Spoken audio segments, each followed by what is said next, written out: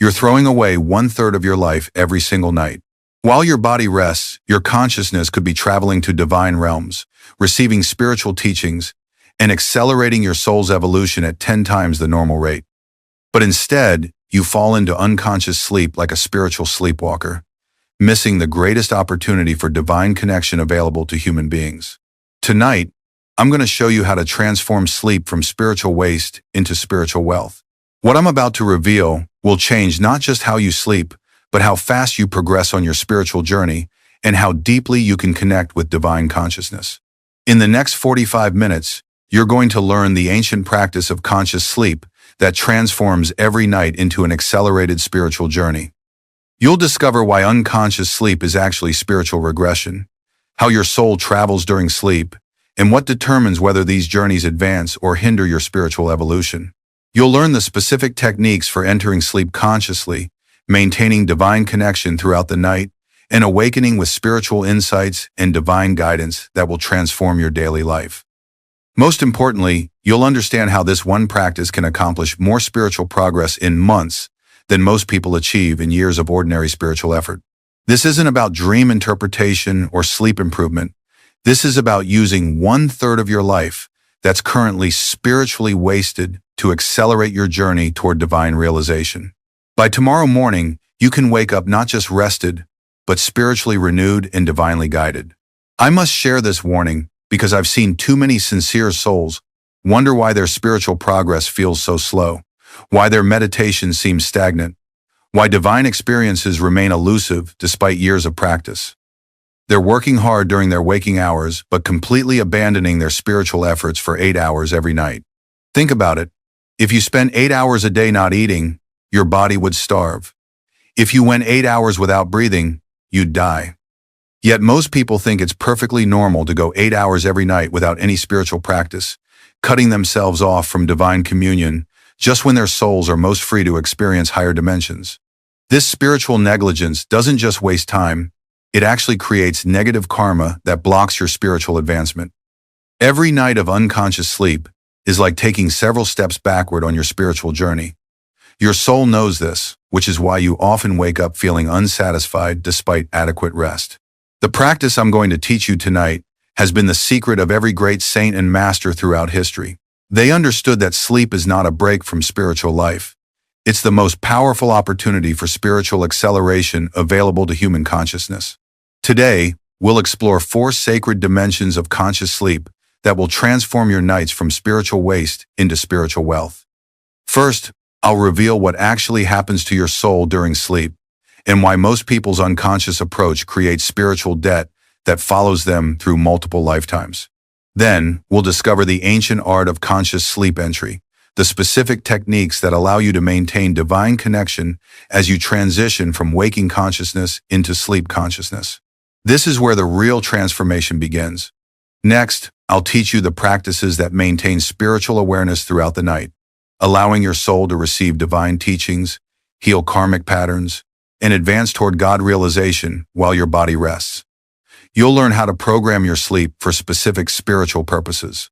Finally, we'll explore the sacred art of conscious awakening, how to return from sleep with divine guidance, spiritual insights, and renewed connection to your highest purpose. You'll understand how to make every morning a spiritual rebirth. But here's what might surprise you most. This practice doesn't require you to sleep less or sacrifice rest. Instead, it transforms the rest you're already getting into the most powerful spiritual practice of your day. You'll actually wake up more refreshed because your soul will have been nourished by divine communion rather than drained by unconscious wandering. What we'll discover today will revolutionize not just your nights, but your entire spiritual life. You'll understand why the greatest spiritual advancement often happens during sleep, and how you can participate consciously in this divine process starting tonight. So prepare to learn the sacred art that transforms 1/3 of your life from spiritual emptiness into continuous divine communion. My dear friend, before you can transform your sleep into spiritual wealth, you must understand what really happens when your consciousness leaves your physical body each night. Most people think sleep is simply rest for the brain, but from the spiritual perspective, sleep is your soul's nightly journey into dimensions of reality that most humans never consciously explore. The moment you fall asleep, your soul, your real self, begins to separate from your physical body. This isn't death, it's a temporary withdrawal of consciousness that happens every single night. Your soul, connected to your body by what the ancient teachings call the silver cord, travels into what we know as the astral realm. Think of your physical body as a heavy coat that your soul wears during waking hours. When you sleep, you take off this coat but remain connected to it. Your soul is now free to move in dimensions where thought travels faster than light, where distance means nothing, where past, present, and future blend together. But here's what most people don't understand. Where your soul goes during sleep and what it experiences there depends entirely on your consciousness at the time you fall asleep. If you fall asleep with your mind full of worries, fears, and unconscious thoughts, your soul will be drawn to astral regions that match these vibrations. You'll spend your sleep time in confused, lower astral realms where spiritual growth is impossible. I learned this truth early in my spiritual journey when I began paying attention to how I felt upon waking. After nights when I fell asleep unconsciously, worried about problems or distracted by random thoughts, I would wake up feeling drained, confused, sometimes more tired than when I went to bed. My soul had spent the night wandering in astral regions that reflected my scattered mental state. But when I began the practice of conscious sleep entry, falling asleep with my mind focused on God, my heart filled with devotion, my consciousness anchored in divine love, I would wake up refreshed, inspired, sometimes with clear guidance about challenges I was facing. My soul had spent the night in higher astral realms where divine teachings are available.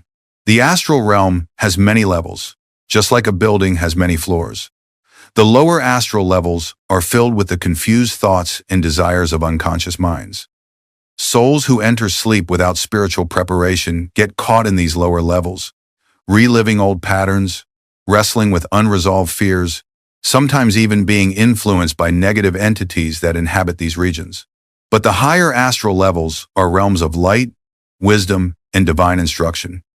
Great masters and enlightened beings dwell in these regions, always ready to teach souls who arrive with prepared consciousness.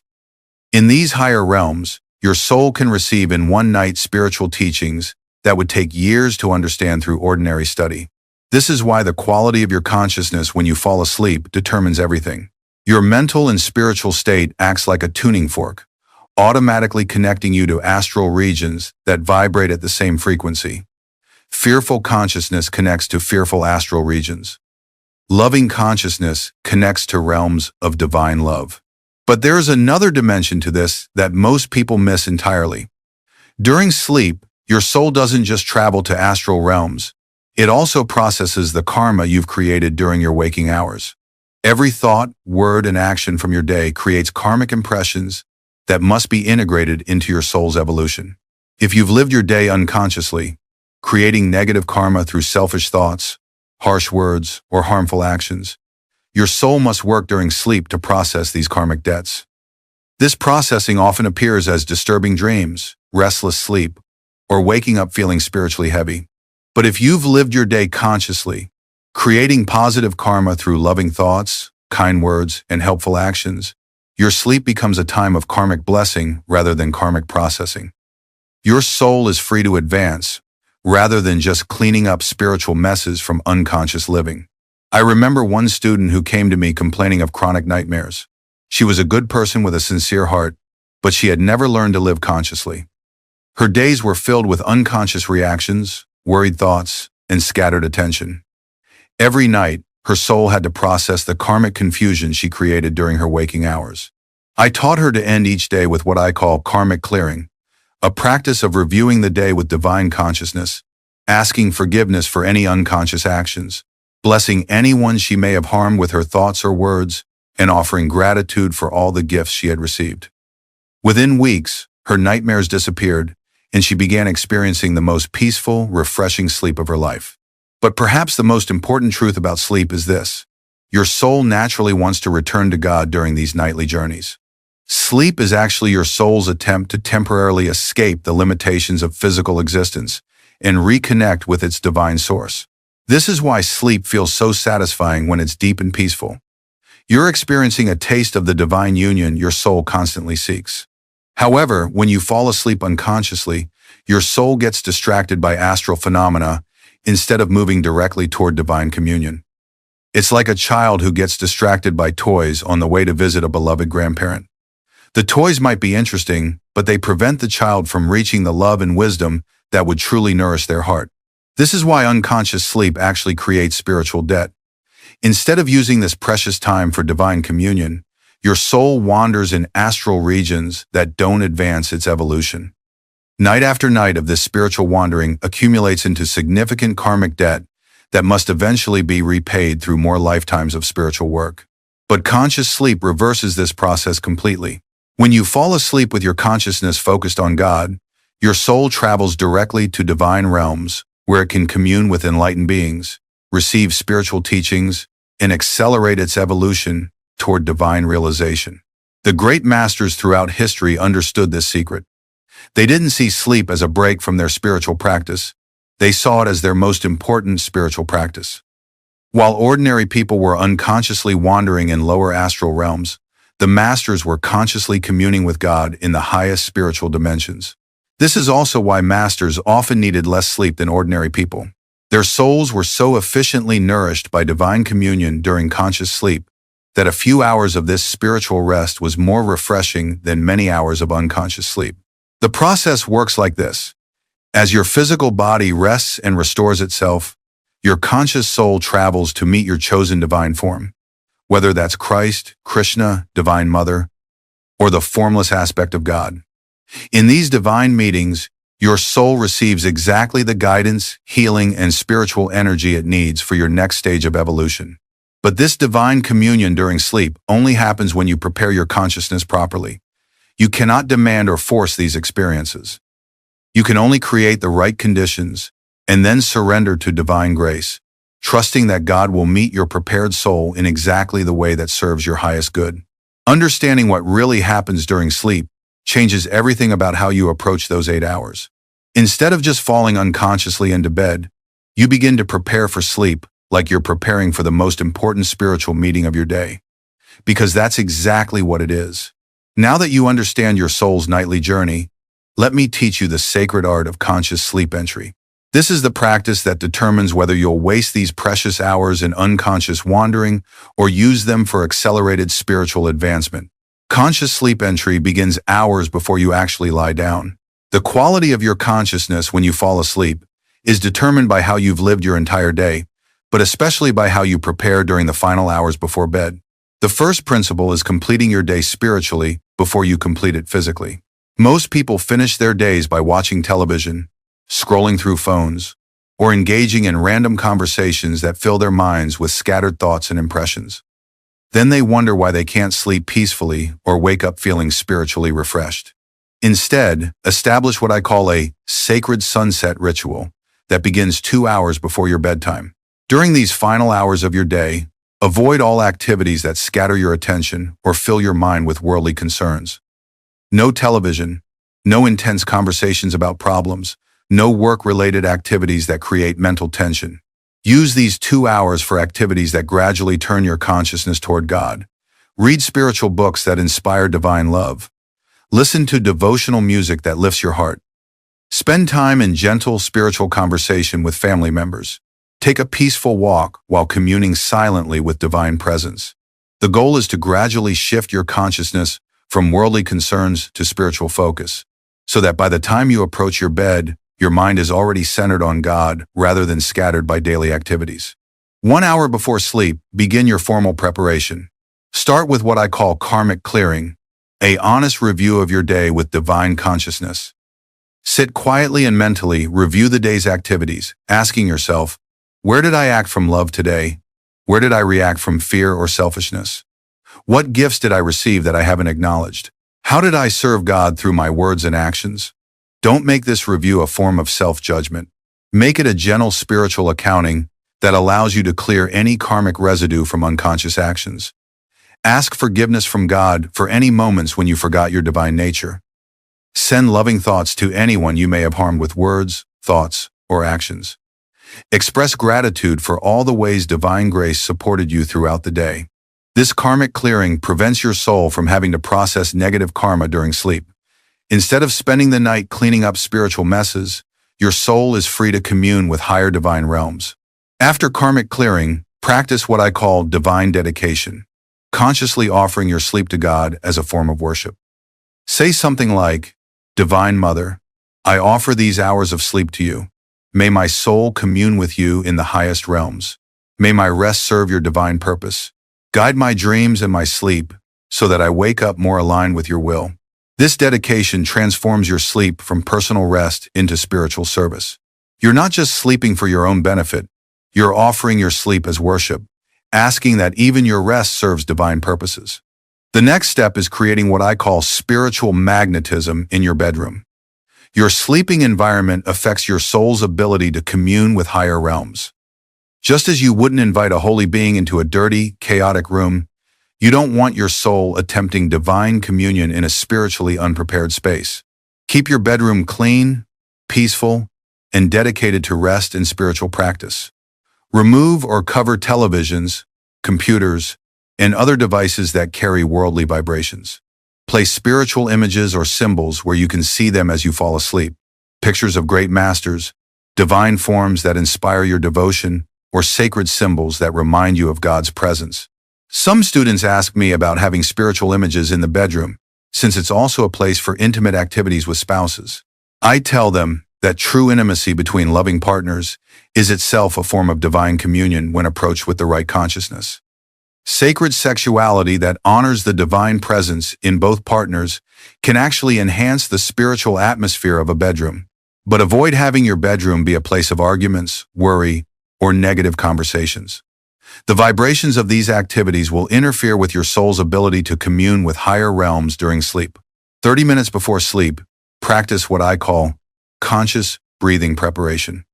Lie in your bed and begin to breathe deeply and slowly, allowing your body to relax completely while keeping your mind focused on divine presence. This bridges the gap between your active waking consciousness and the receptive sleep consciousness. Use a specific breathing pattern that I learned from ancient teachings. Breathe in for 4 counts while mentally saying, "God." Hold the breath for 4 counts while feeling divine presence fill your entire body. Breathe out for 4 counts while mentally saying, "With me," and hold the breath out for 4 counts while feeling yourself dissolving into divine consciousness. Continue this breathing pattern while allowing your body to become completely relaxed, but keeping your mind anchored in God consciousness. This is the secret bridge between waking and sleeping that allows you to maintain divine connection even as your physical consciousness fades. As you feel sleep approaching, practice what I call surrender breathing. Instead of fighting sleep or trying to control the transition, consciously surrender your consciousness to God while maintaining your focus on divine presence. Say internally something like, "Into your hands, beloved God, I surrender my consciousness. May my soul commune with you throughout this sleep." The key is releasing control while maintaining focus. You're not trying to force anything to happen or control your spiritual experiences during sleep. You're simply preparing your consciousness to be receptive to whatever divine communion God wants to offer, then surrendering the process completely to divine will. Many students ask me what happens if their minds become active just as they're trying to fall asleep consciously. This is very common, especially when you first begin this practice. The ego mind often becomes resistant when it realizes you're trying to transcend ordinary consciousness. When this happens, don't fight the thoughts or become frustrated. Instead, gently return your attention to the breathing pattern and your chosen divine focus. Treat the active thoughts like clouds passing across the sky. Acknowledge them, but don't follow them. Keep coming back to your breath and your connection to God. Some nights you may fall asleep before you complete the full preparation. This is perfectly fine, especially as you're learning. The intention to sleep consciously in whatever preparation you manage to complete will still positively influence your sleep experience. God honors sincere effort even when it's incomplete. Other nights, you may find yourself maintaining conscious awareness deep into the sleep transition, experiencing the fascinating process of your soul gradually separating from your physical body while remaining connected to divine consciousness. These experiences can be profoundly beautiful and spiritually nourishing. The most important thing is consistency rather than perfection. Practice conscious sleep entry every night, even if some nights you're more successful than others.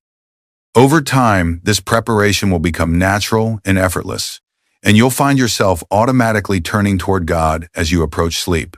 Remember, the goal of conscious sleep entry isn't to stay awake or control your sleep experiences. The goal is to approach sleep with the same spiritual focus you bring to meditation or prayer, allowing your soul to enter its nightly rest while maintaining its connection to divine consciousness. Once you've mastered conscious sleep entry, the next level is learning to maintain divine awareness throughout the night itself. This is advanced spiritual practice that can transform your sleep into continuous divine communion, but it requires patience and gradual development. The key principle is understanding that consciousness has many levels.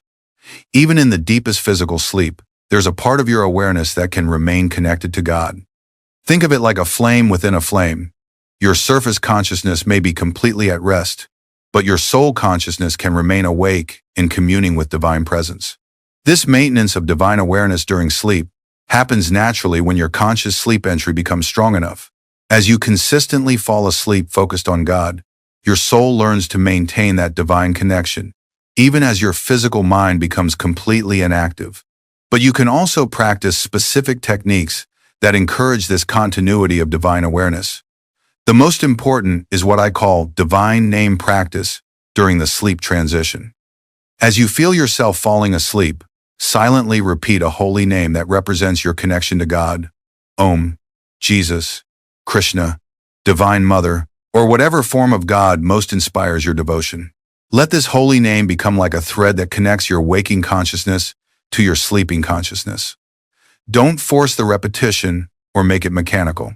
Let it flow naturally, like a beloved song that continues playing softly in the background of your awareness. Sometimes you'll find that you wake up in the middle of the night with this holy name still present in your consciousness. This is a sign that your soul maintained divine connection throughout your sleep. When this happens, don't immediately start thinking about daily concerns. Stay with the divine presence you're feeling and allow yourself to fall back into sleep while maintaining this sacred awareness. Another practice is what I call divine intention programming. Before falling asleep, you can ask God to use your sleep for specific spiritual purposes. For example, if you're struggling with forgiveness towards someone who hurt you, you might ask, Divine Mother, please work through my soul during sleep to heal my heart and help me find genuine forgiveness. Or if you're facing an important decision, you might request, Beloved God, please guide my soul during sleep to receive the wisdom I need for this choice. Help me wake up with clear divine guidance. This programming works because your soul is most receptive to divine intervention when your ego mind is inactive during sleep. Changes and healings that might take months of conscious effort can sometimes happen in a single night when you surrender the process completely to divine grace. I've seen remarkable transformations through this practice. Students who program their sleep for healing from addiction have awakened with their cravings completely gone. Others who ask for guidance about their life purpose have received clear direction through dreams or intuitive knowings that lasted after awakening. But the most powerful programming is simply asking God to use your sleep for whatever divine purpose serves your highest good and the highest good of all beings. This surrenders your sleep completely to divine will, while demonstrating your willingness to serve God even during your rest. The practice of maintaining divine awareness during sleep also involves what I call astral service. As your soul travels in higher realms during conscious sleep, you can ask to be used as an instrument of divine healing and blessing for other souls who are struggling in lower astral regions. Many enlightened souls use their sleep time to serve as guides and helpers in the astral realms, assisting other souls who have become confused or lost during their own sleep journeys.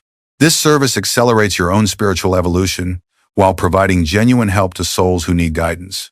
You might ask before sleep, God, if it serves the highest good, please use my soul during sleep to help other souls find their way to higher realms.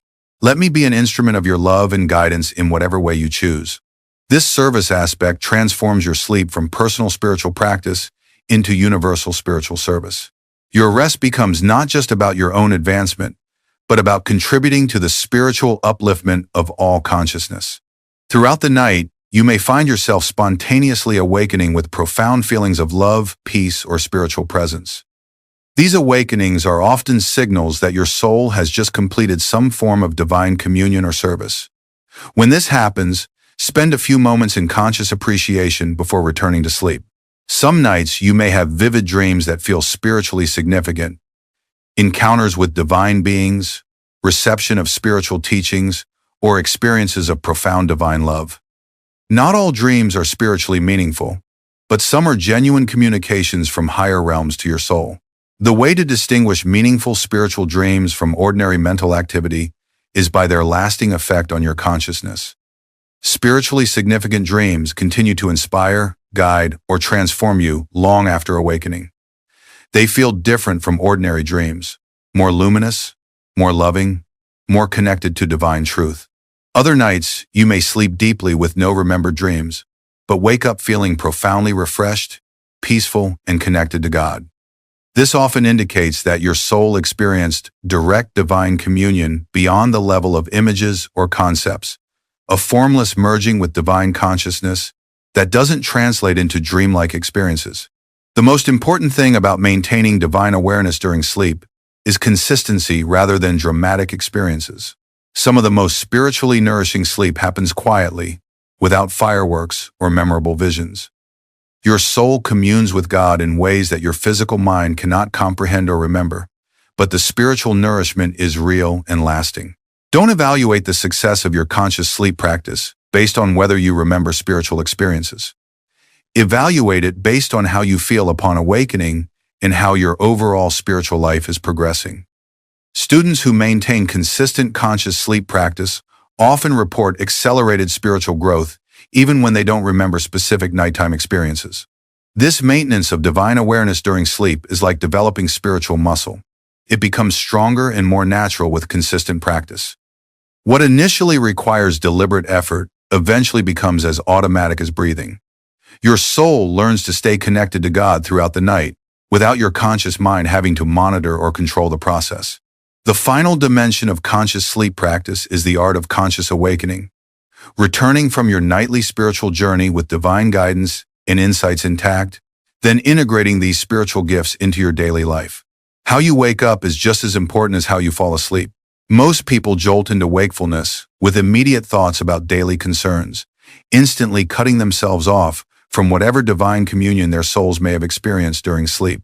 This is like leaving a treasure chest unopened. Instead, practice what I call gentle spiritual awakening. When you first become aware that you're awakening, before opening your eyes or moving your body, spend a few moments in conscious appreciation. Thank God for the gift of rest, for the night of divine protection, for whatever spiritual nourishment your soul received. Feel your body slowly returning to full physical awareness while maintaining the peaceful, devotional consciousness that conscious sleep practice creates. Don't rush into physical activity or mental planning. Allow yourself to transition gradually from sleep consciousness to waking consciousness while preserving the spiritual connection you've maintained. As you become fully awake, ask yourself, what gifts did my soul receive during sleep? What guidance is available to me this morning? How can I carry forward the divine connection I maintain throughout the night? Sometimes you'll have clear memories of spiritual dreams or experiences. Other times, you'll simply feel more peaceful, more connected to God, more aligned with your spiritual purpose. Both are signs that your conscious sleep practice is working. Pay attention to the first thoughts, feelings, or impressions that come to you upon awakening. These are often forms of divine guidance that your soul received during sleep and is now translating into your waking consciousness. Before your mind becomes busy with daily concerns, capture any insights, inspirations, or spiritual impressions you're receiving. I recommend keeping what I call a divine guidance journal beside your bed. As soon as you're fully awake, write down any spiritual insights, meaningful dreams, or inner guidance you're receiving. Even if these impressions seem unclear or incomplete, write them down. Often their meaning becomes clear later in the day as circumstances unfold. This journaling practice also helps develop your ability to recognize and retain spiritual guidance. Many people receive divine guidance through sleep, but lose it in the rush of daily activities. Writing it down immediately preserves these gifts and helps you recognize patterns in how God communicates with you. The morning also offers a powerful opportunity for what I call divine dedication of the day. Instead of immediately launching into daily activities, spend a few minutes offering your upcoming day to God. Ask how you can serve divine purposes through your activities. Request guidance for any challenges you'll be facing. Dedicate your work, relationships, and interactions to the service of divine love. This morning dedication creates continuity between your nighttime spiritual practice and your daytime spiritual living. Your conscious sleep practice doesn't end when you wake up. It flows seamlessly into conscious daily living, where every activity becomes an opportunity for divine service. Many students notice that their daily meditation becomes much deeper and more fulfilling when they maintain consistent conscious sleep practice. This makes perfect sense. If you've been communing with God throughout the night, your morning meditation is a continuation of divine communion rather than an attempt to establish it from scratch. Similarly, students often find that their daily problems seem more manageable and their decision-making becomes clearer when they practice conscious sleep. This is because their souls have been receiving divine guidance throughout the night, even when their minds don't consciously remember specific guidance experiences. The integration of conscious sleep practice with daily spiritual living creates what I call continuous divine communion, a state where your connection to God flows uninterrupted through both sleeping and waking hours. This is the ultimate goal of all spiritual practice, to live in such constant divine awareness that every moment becomes sacred.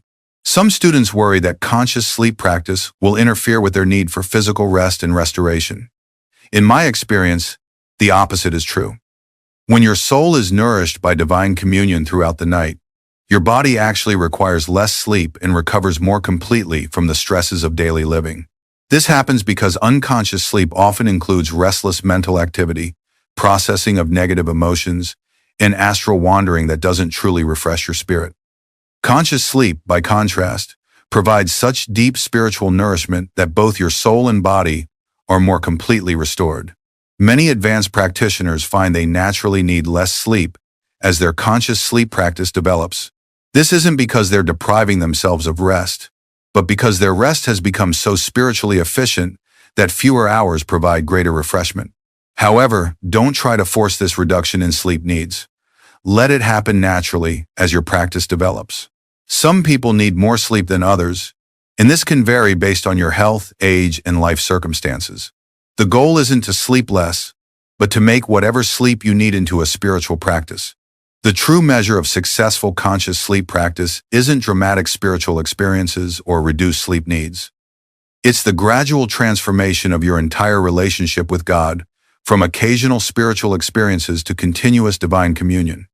When your sleep becomes spiritual practice, your whole life becomes worship.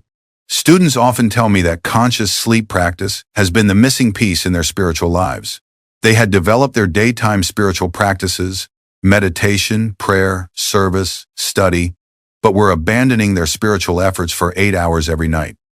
Once they learned to include sleep in their spiritual practice, their overall spiritual progress accelerated dramatically. This makes perfect sense when you understand that spiritual advancement is about developing continuous divine awareness, not just periodic spiritual experiences.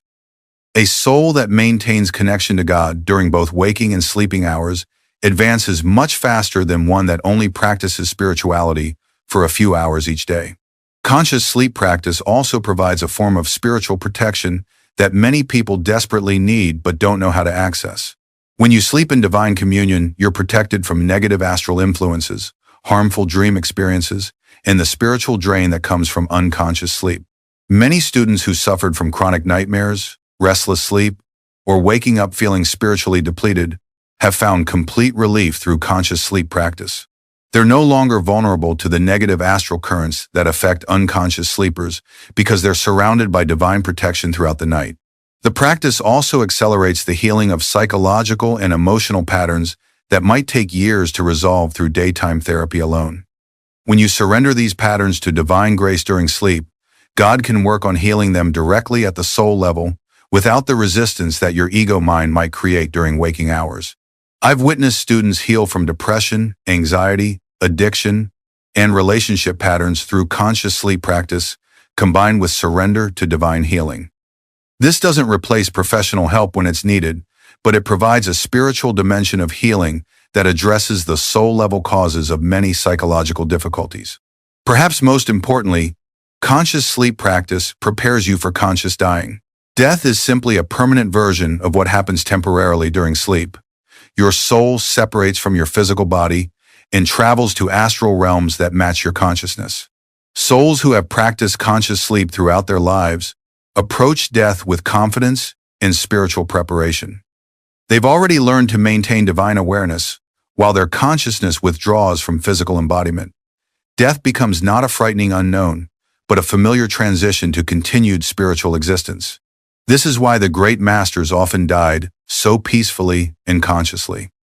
They had practiced conscious sleep for so many years that conscious dying became simply the final expression of a lifetime of spiritual preparation. My beloved friend, what we've discovered today transforms 1/3 of your life from spiritual emptiness into continuous divine communion. You now understand that sleep is not a break from your spiritual journey. It's your greatest opportunity for spiritual acceleration. You've learned what really happens to your soul during sleep, how to enter sleep consciously while maintaining divine connection, the practices that sustain spiritual awareness throughout the night, and how to awaken with divine guidance and spiritual insights intact. Remember, this isn't about sleeping less or sacrificing rest. This is about transforming the rest you're already getting into the most powerful spiritual practice available to human consciousness. Starting tonight, every hour of sleep can become an hour of divine communion. The journey from unconscious to conscious sleep takes practice and patience. Don't expect to master these techniques immediately. Like any spiritual practice, conscious sleep develops gradually through consistent effort and divine grace. Some nights will be more successful than others, and that's perfectly natural. What matters is your sincere intention to transform sleep from spiritual waste into spiritual wealth. God honors this intention and gradually helps you develop the ability to maintain divine communion throughout your rest. So as you lay your head on your pillow tonight, remember, you are not abandoning your spiritual practice for 8 hours of unconsciousness. You are entering the sacred laboratory where your soul can advance toward God realization faster than years of ordinary spiritual effort. Your bedroom is not separate from your temple. It is your temple. Your sleep is not a break from divine communion. It is your deepest dive into divine communion. Your dreams are not random mental activity. They are the language through which God speaks to your soul when your mind is finally quiet enough to listen. Never again will you waste the spiritual opportunity of sleep. From this night forward, you will sleep as the saints sleep, consciously, divinely, with your soul advancing toward its highest destiny with every breath. Now, mastering conscious sleep is just the beginning of living in continuous divine communion. Because once you've learned to maintain God connection throughout the night, a profound question arises. How do you maintain that same divine awareness during your waking hours? How do you live so that every moment, sleeping and waking, becomes sacred communion? In my next teaching, I'm going to reveal the ancient practice of living in constant God consciousness, how to maintain divine awareness while working, talking, eating, and moving through your daily activities. This is the ultimate goal of all spiritual practice, to live in such continuous divine communion that there's no separation between your spiritual life and your ordinary life. You'll learn the specific techniques that keep your consciousness anchored in God while your body and mind handle worldly responsibilities. This isn't about becoming impractical or otherworldly. It's about becoming so grounded in divine consciousness that everything you do becomes worship, service, and spiritual advancement. Because the same divine presence you can experience during conscious sleep is available every moment of your waking life. The question is, are you ready to live as the great masters lived, in constant, conscious, joyful communion with the divine? So click on that video now, because your soul is ready to graduate from occasional spiritual experiences to permanent spiritual realization. I'll be waiting there to guide you into the continuous divine communion that is your true destiny. Until we meet again in the consciousness that never sleeps, may your every rest be divine communion, and your every awakening be spiritual rebirth. Beloved soul, let me share with you a truth that few dare to speak aloud, a truth that Paramahansa Yogananda often hinted at when teaching the sacred science of energy and consciousness. Every single thing in your home carries a vibration that either harmonizes with divine abundance or quietly repels it. You may believe your refrigerator is simply a cold box that keeps your food from spoiling, an ordinary appliance that holds no greater consequence than the meals you prepare. But this is the illusion that blinds many from understanding how energy truly moves through a home. The yogic masters knew that even inanimate objects hum with unseen life force, for everything in creation is condensed energy, a living manifestation of divine vibration. And when that vibration is disturbed or weighed down by unconscious habits, it begins to cast invisible ripples that can subtly push away prosperity, health, and the calm clarity of spirit that allows abundance to flow effortlessly into your life. Yogananda revealed that your living space is not separate from your spiritual field. The walls, the furniture, even the arrangement of food in your kitchen interacts with the magnetic aura that surrounds your body and soul. When certain energies accumulate, especially those of decay, stagnation, or spiritual disharmony, they become like dust settling over a mirror, clouding the reflection of divine abundance that is meant to shine through you. And here is the shocking truth. One of the strongest nodes of energy in your home is the very place you might least expect, the refrigerator. Hidden inside that cold chamber are vibrations that feed not only your physical body but also your astral and causal bodies, subtly shaping your consciousness and its ability to draw wealth from the infinite source of supply. Perhaps you have felt this without knowing why. You open the fridge and a heaviness lingers in your mind. You sense a quiet, unspoken neglect in its corners. Old jars, long forgotten, stale or lifeless food you keep telling yourself you'll throw out tomorrow. You dismiss it as simple untidiness, but in truth, these subtle signs point to a deeper disruption in the energy flow of your home. For in the sacred science of yoga, food is not just matter, it is prana, life force, a living carrier of divine vitality. When stored improperly, or when infused with negative vibrations, it becomes a silent thief of spiritual and material prosperity alike, clouding intuition and weakening the soul's magnetism for wealth. Beloved, do not take this lightly. The masters taught that abundance is not seized by human cunning or restless striving. It is magnetized naturally when one's consciousness vibrates in harmony with divine law. This harmony is delicate, and even seemingly small acts, like what you store and keep within your refrigerator, can tilt the scales. There are two particular things common to many households that quietly choke the flow of wealth energy, pulling you into cycles of scarcity and unseen struggle. You may think them harmless, but Yogananda warned that their vibrations weave invisible threads of limitation that bind the soul's radiant power to manifest prosperity. As we journey deeper into this revelation, I will unveil these two hidden culprits and show you how to cleanse and transform the energy of your home so that wealth, health, and divine joy may circulate freely once again. But first, let us understand what wealth truly is in the eyes of spirit, for without knowing its higher nature, one cannot discern why certain energies block its flow. Beloved soul, before we uncover the hidden vibrations that silently disrupt the flow of prosperity within your own kitchen, you must first awaken to the profound truth of what wealth truly is: not the pale imitation the world chases with desperate hands, but the living stream of divine energy from which all true abundance flows. Paramahansa Yogananda often reminded his disciples that wealth is not a stack of coins or bills, nor the restless accumulation of possessions that bind the heart to ceaseless desire. Wealth, in its purest essence, is harmony with spirit's ever-giving current of life force. When a soul is aligned with this divine rhythm, abundance, whether of resources, opportunities, or inner peace, flows as naturally as a river descending from a mountain spring. To live in wealth is to live in resonance with God's infinite supply, unblocked by fear, clutter, or stagnant energy that drags consciousness away from the light. In the sacred science of yoga, everything in existence is seen as vibration. Matter is not solid and dead. It is condensed energy humming with patterns of thought and intention, woven together by cosmic intelligence. Your body, your home, even the food you eat and store all share in this vibratory dance. When your environment carries harmonious vibrations, clean, infused with love and mindfulness, it uplifts your consciousness towards spirit, awakening magnetism for divine abundance. But when your surroundings are cluttered with neglected energy, spoiled or lifeless matter, or vibrations of fear and suffering, they distort your inner frequency. Like a harp with strings out of tune, your consciousness cannot resonate with the music of divine prosperity. True wealth, then, is not something to grasp externally, but something to allow internally.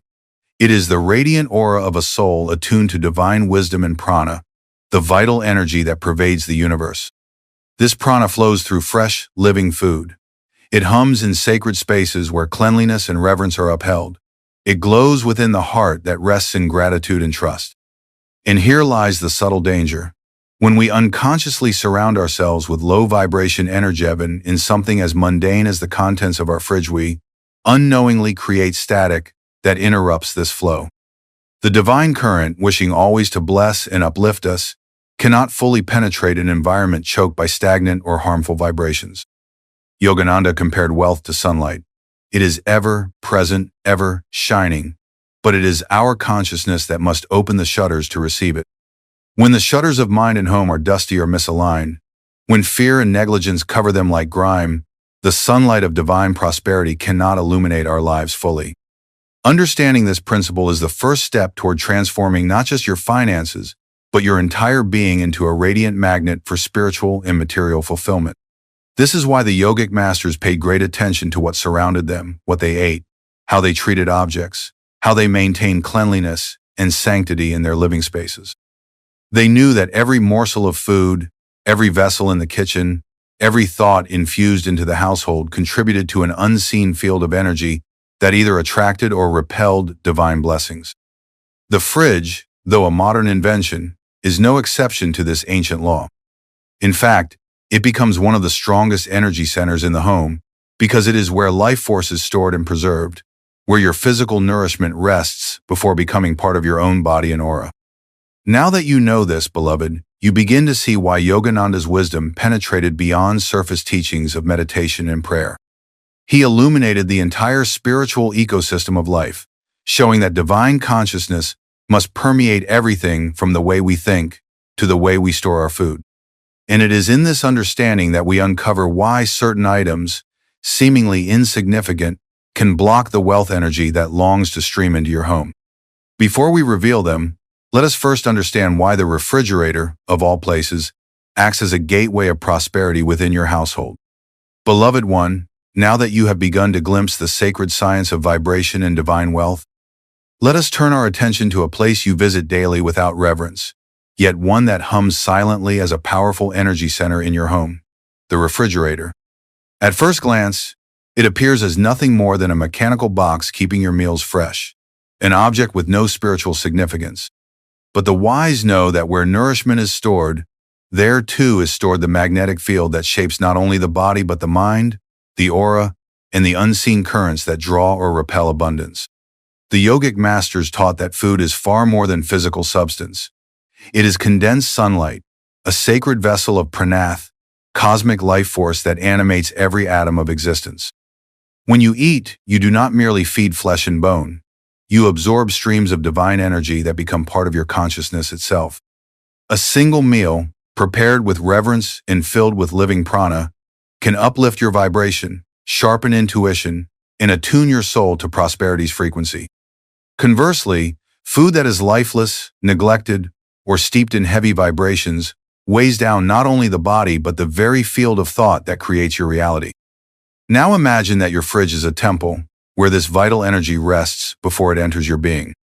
Every item placed within it radiates a vibration into the surrounding field of your kitchen, which extends like invisible threads throughout your entire home.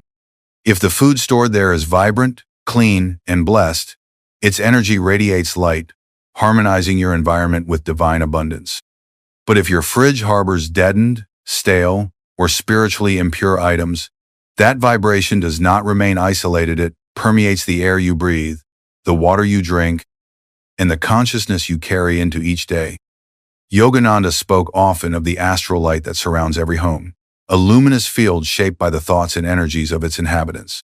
This astral field is what magnetizes opportunities, wealth, and harmony or repels them.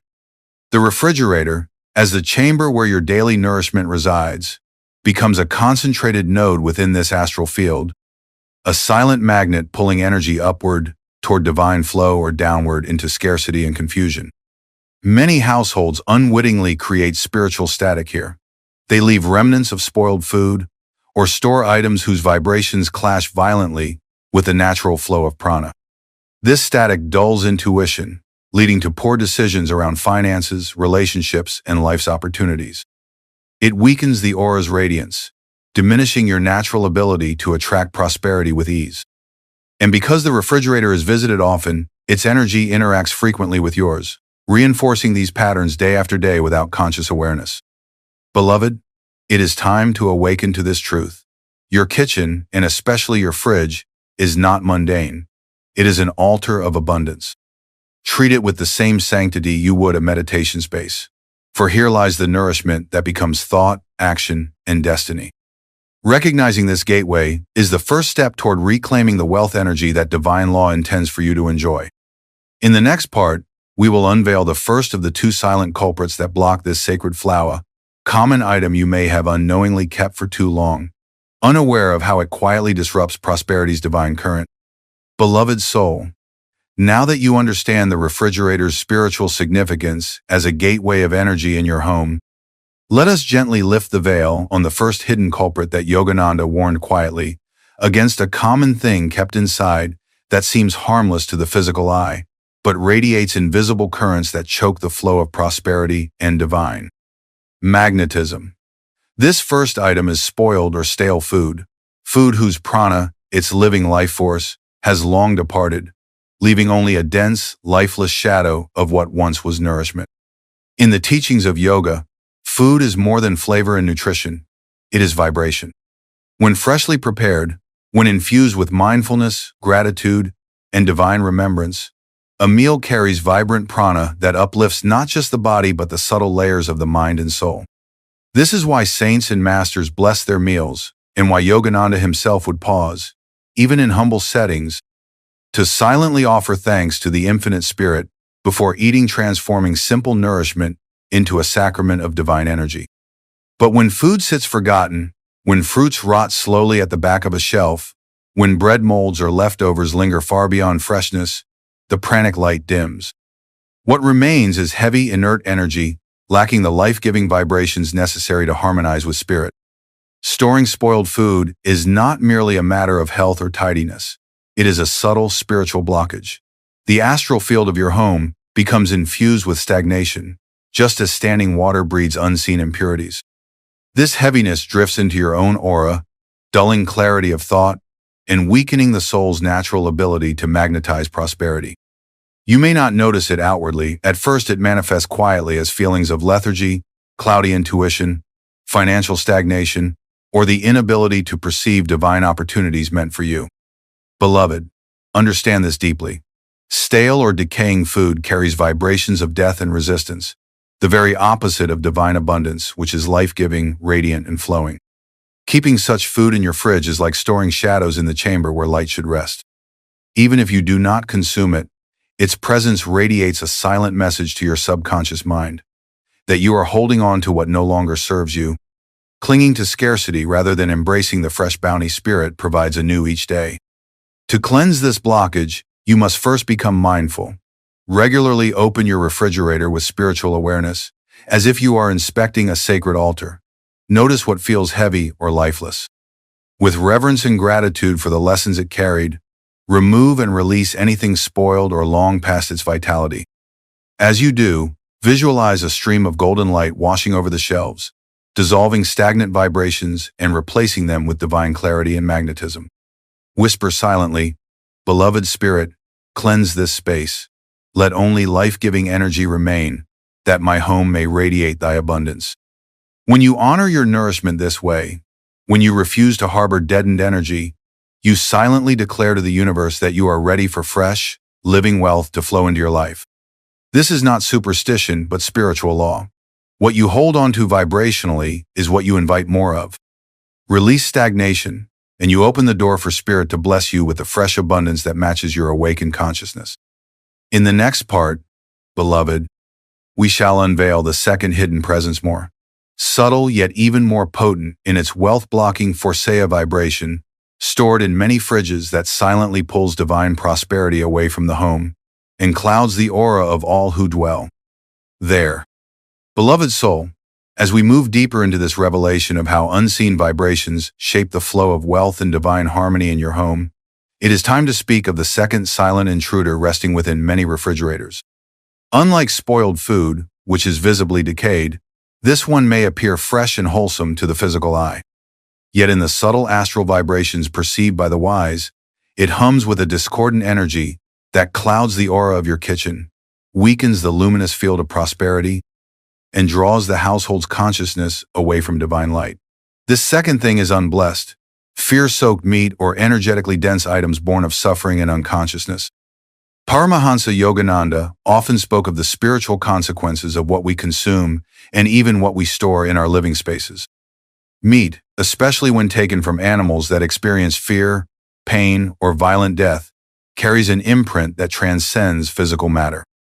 The cells of that flesh record the final vibrations of the creature's suffering, and these subtle imprints remain even after cooking or freezing. When such items rest in your refrigerator, they emanate invisible ripples of disturbance into the household field.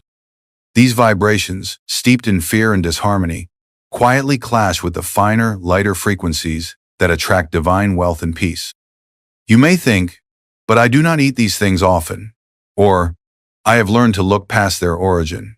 Yet the laws of vibration operate regardless of awareness. The astral energy does not vanish when ignored. It lingers like a heavy cloud, dulling the spiritual clarity of all who come near it. Yogananda taught that consuming or even keeping such items close to you creates a resonance of subconscious restlessness. This unrest subtly draws your thoughts downward, making it harder to feel attuned to spirit and thus harder to magnetize the divine abundance that flows naturally to a calm and uplifted mind. Consider this. Every time you open the refrigerator, your aura interacts with everything stored inside. Without speaking a word, your nervous system registers these vibrations. They enter the subconscious and become part of the energy field you carry into meditation, into prayer, into your work and interactions. If your fridge holds meat or items soaked in fear, it is as if you are inviting these dense vibrations into your magnetic field daily, unknowingly weaving them into the fabric of your prosperity consciousness. Beloved, the yogic path is one of refinement. Just as a musician tunes each string before a sacred concert, so must we tune the vibrations of our living space. The masters never condemned or judged, but taught us to perceive truth. High vibrations uplift the soul toward spirit. Low vibrations anchor consciousness in delusion and lack. When your refrigerator hums with fear-born energy, it cannot resonate with divine wealth, for abundance is born of harmony, compassion, and flowing life force, and not of suffering, stagnation, or unconscious taking. To cleanse this hidden heaviness, approach your kitchen with reverence and courage. If you choose to keep meat in your home, begin by blessing it with prayer before it ever enters your fridge. Offer it to the divine, asking that its energy be purified, uplifted, and transformed into a vehicle for health and spiritual clarity. Better yet, gradually replace it with high prana foods, fresh fruits, vegetables, grains that carry the sun's living light and align naturally with the prosperity vibrations of spirit.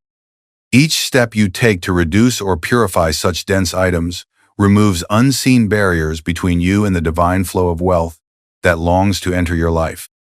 In the next part, we will learn to recognize the signs that these wealth-blocking energies, whether from spoiled food or fear-soaked vibrations, are already active in your home, shaping your finances, your clarity, and the spiritual atmosphere of your household in ways you may not have noticed until now. Beloved soul, now that we have uncovered the two silent culprits, spoiled, lifeless food and fear-soaked, energetically dense items that hinder the divine current of prosperity within your home, let us turn inward and learn to perceive the subtle signs that these vibrations are already at work. Many seekers wonder why their spiritual progress feels blocked, why financial blessings seem to slip through their fingers like water through cupped hands, or why the aura of their home feels heavy despite efforts to pray, meditate, and uplift their consciousness. These struggles often whisper clues that the energy surrounding them, including the vibration in their refrigerator, is quietly disrupting the wealth magnetizing field spirit has prepared for them. One of the first signs is a heaviness in the kitchen itself, a subtle feeling of fatigue or mental fog that arises whenever you enter or prepare meals. You may not notice it consciously at first, yet your nervous system feels it deeply. The presence of decayed prana or low vibration energy creates a sluggishness in the astral atmosphere of your home. This heaviness seeps into the subconscious mind, dulling intuition, the very inner compass needed to recognize divine opportunities for abundance. Another sign is financial stagnation or persistent scarcity, where money flows into your life only to leave as quickly as it came. While outer circumstances play a role, yogic masters teach that our material reality is shaped first by vibration. When spoiled food lingers or fear-born items sit in your fridge, they emit subconscious signals of scarcity and unconsciousness. Your aura begins to resonate with these patterns, unintentionally repelling divine opportunities for wealth and replacing them with experiences that mirror stagnation and limitation. A third sign is mental unrest or conflict within the household. Energy does not remain isolated to objects. It moves like currents of unseen wind, stirring the emotions and thoughts of everyone in its presence.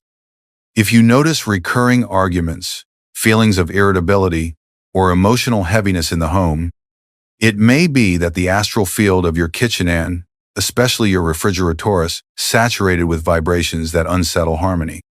Without harmony, wealth energy cannot flow freely. Divine abundance thrives in unity, peace, and uplifted consciousness. Even the body gives signs. Recurring digestive troubles, lack of vitality, or a subtle resistance to eating home-cooked meals can reflect that the food stored and later consumed lacks living prana. When nourishment is spiritually dull, the body becomes spiritually dull as well, making it harder to enter meditative stillness, harder to feel divine joy, and harder to act with the clarity and strength needed to magnetize success. Beloved, do not feel guilt or despair upon hearing this truth. Yogananda did not share such wisdom to burden you, but to awaken you. To recognize these signs is already to stand at the doorway of transformation. The very fact that you are listening now shows that your soul is ready to release these unseen weights, ready to clear away stagnant vibrations, and ready to welcome the flowing, golden current of prosperity that awaits you. In the next part, we shall walk together through a sacred cleansing ritual, a yogic purification of your refrigerator and kitchen space. Through prayer, vibration, and intentional action, you will not only remove physical clutter, but dissolve the subtle astral heaviness, allowing divine wealth energy to radiate freely once more through your home and life. Beloved soul, having recognized the unseen signs that stagnant vibrations may already be present in your kitchen and fridge, it is time to purify this sacred space. Yogananda often spoke of cleansing not only the body and mind through meditation and right living, but also the very atmosphere of one's home. For your dwelling is not separate from your consciousness. It is an extension of it, a mirror that reflects your inner state. To uplift one is to uplift the other. And so, let us walk step by step through a divine cleansing ritual, transforming your refrigerator into a vessel of living light, a channel for the free and joyous flow of abundance from the infinite spirit.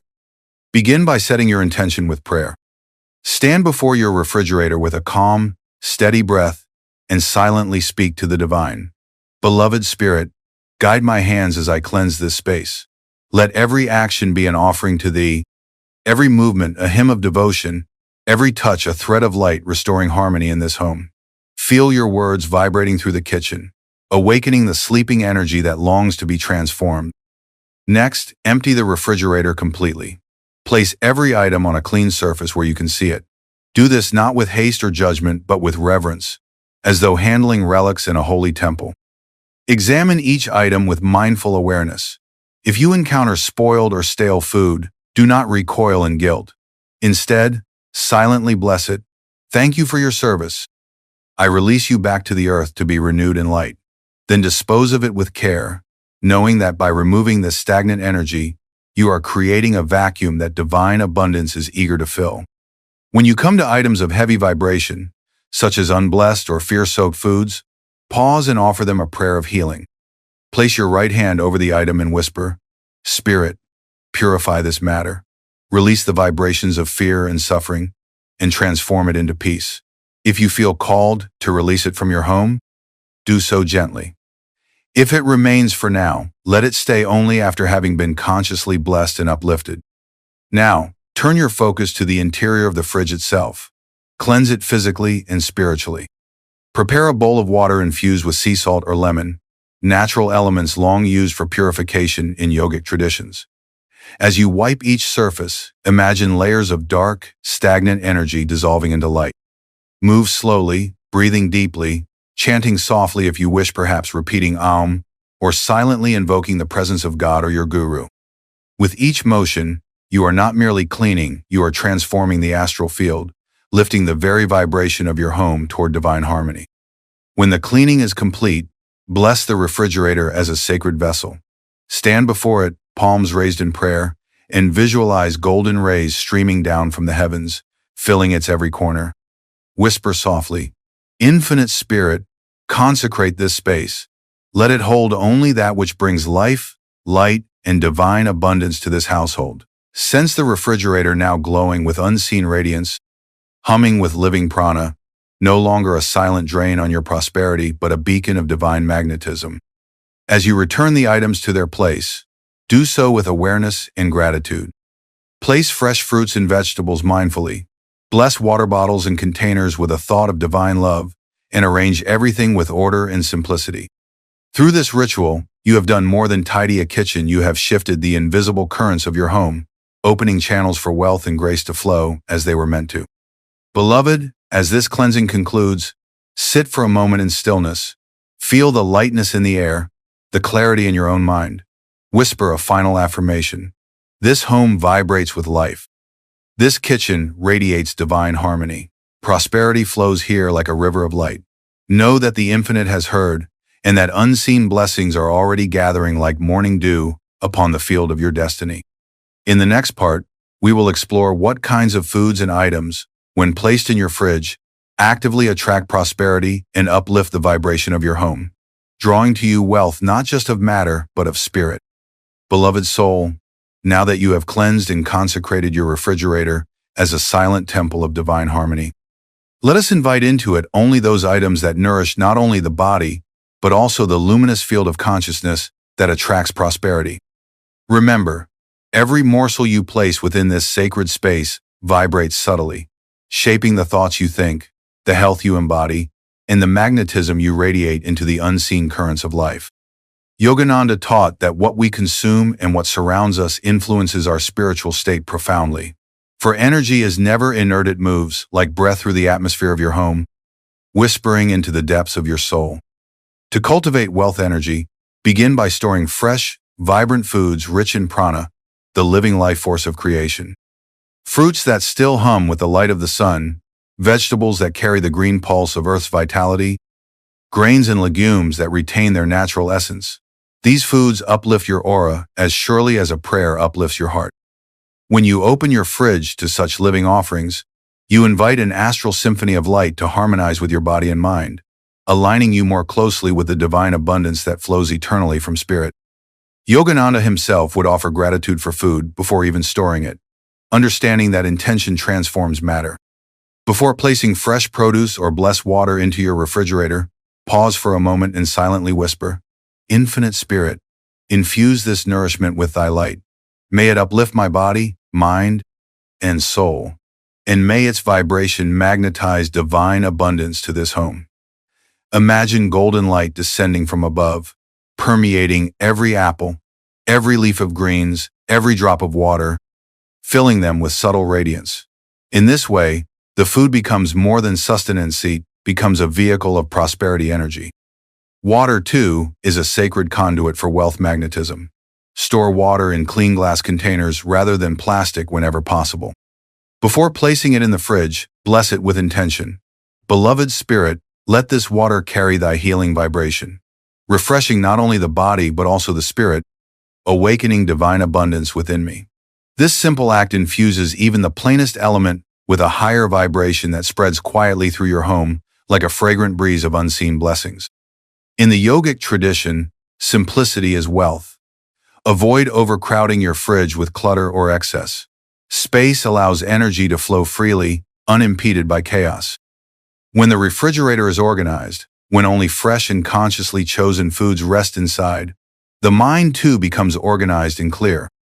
Clarity of thought is one of the greatest magnets for prosperity, for it allows you to recognize divine opportunities and act with inspired wisdom. If you feel guided, you can also place spiritual tokens within the fridge to uplift its vibration further. A small, laminated image of a saint or master, a written affirmation of abundance placed discreetly, or even a single flower in a bowl of water can radiate subtle blessings that permeate all stored nourishment. Such items remind you that every meal is divine, every bite a sacrament connecting you to God's endless supply of life and light. Beloved, let each act of storing food be a prayer of alignment. As you fill your fridge with vitality, gratitude, and reverence, you transform it from a mundane machine into a sacred altar of wealth magnetism. When you open it daily, you will feel not only the cool air against your skin, but also a quiet rush of unseen grace, whispering that prosperity, health, and divine joy are flowing freely into your life. In the final part, we shall seal this transformation with a daily practice and blessinga ritual of spoken and silent prayer that maintains the vibration of abundance within your kitchen and radiates its light throughout your entire home, ensuring that divine wealth energy continues to flow like a golden river without obstruction. Beloved soul, now that you have cleansed, purified, and consecrated your refrigerator as a silent altar of prosperity, it is essential to maintain this vibration daily, nurturing it as one tends a sacred flame so it never dims. Yogananda often taught that spiritual magnetism is not a single act but a living rhythm, a steady harmony between thought, action, and divine remembrance. To keep your kitchen aligned with the higher flow of abundance, you must weave small yet powerful practices into your everyday life, allowing them to become a natural part of your interaction with food and energy. Each morning, before you prepare your first meal, pause for a brief moment before opening your fridge. Stand quietly with hands softly folded or raised toward your heart and whisper inwardly or aloud, "Infinite Spirit, bless this sacred space of nourishment. Let every item within radiate thy light, filling my home and life with divine prosperity, peace, and harmony." As you say this, lift your gaze slightly to the spiritual eye between your eyebrows, visualizing a radiant golden light pouring over the refrigerator, permeating its contents with pranic vitality and the vibration of abundance. This simple invocation sets the tone for the entire day, reminding your consciousness that wealth is not wrestled into existence but magnetized through divine alignment. Throughout the day, practice mindfulness in how you handle food. Before placing anything into the fridge, hold it for a moment in your hands and silently bless it. I receive this gift of nourishment as divine energy. May it uplift my soul and harmonize the flow of prosperity in my life. This turns even the act of storage into an offering, elevating the vibration of the food and preventing stagnant energy from ever taking root again. Once a week, take a few minutes for a spiritual refresh of your fridge. Wipe its surfaces with water, mixed with a pinch of sea salt or a few drops of lemon, while chanting softly, Om, or invoking divine names that awaken your heart. Imagine that each motion sweeps away any residue of heaviness, replacing it with sparkling light. As you finish, place your right hand gently on the refrigerator door and affirm, "This home is blessed. Divine abundance flows here without obstruction." Every meal is a prayer, every breath a song of gratitude to Spirit. If ever you feel the energy of your kitchen dipping, perhaps during moments of stress, illness, or emotional heaviness, light a small candle nearby or ring a gentle bell. Sound and flame are powerful purifiers of astral vibrations. Their subtle currents cleanse and uplift unseen energies, restoring harmony to the space and reawakening the natural magnetism for divine prosperity. Beloved, these practices do more than maintain cleanliness. They cultivate a living aura of light that surrounds you and your household. When divine energy flows freely in your home, opportunities, blessings, and spiritual strength flow freely as well.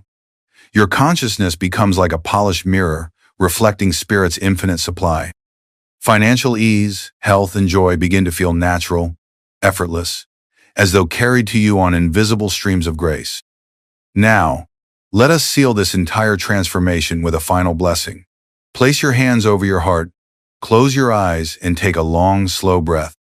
As you inhale, silently affirm, "Divine Mother, fill me with thy light."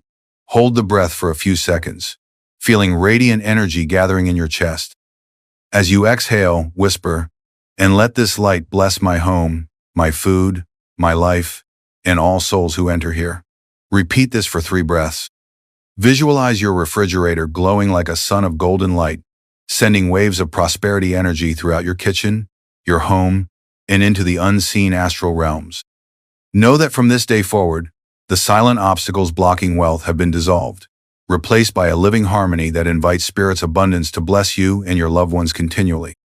As Yogananda taught, when you live with this consciousness, you no longer chase wealth, it flows to you naturally, as rivers flow to the sea, drawn by the unseen magnet of divine vibration that you have now restored in your sacred space.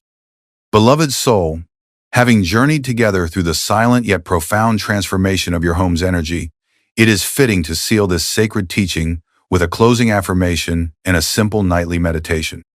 These practices will weave divine wealth consciousness into your every breath and thought, ensuring that the harmony you have restored continues to grow brighter with each passing day.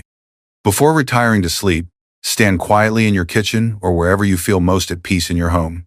Place your hands gently over your heart and allow your breath to slow. With eyes softly closed, lift your gaze slightly upward to the spiritual eye, the divine doorway through which higher vibrations enter your consciousness. Whisper these words slowly and with deep feeling.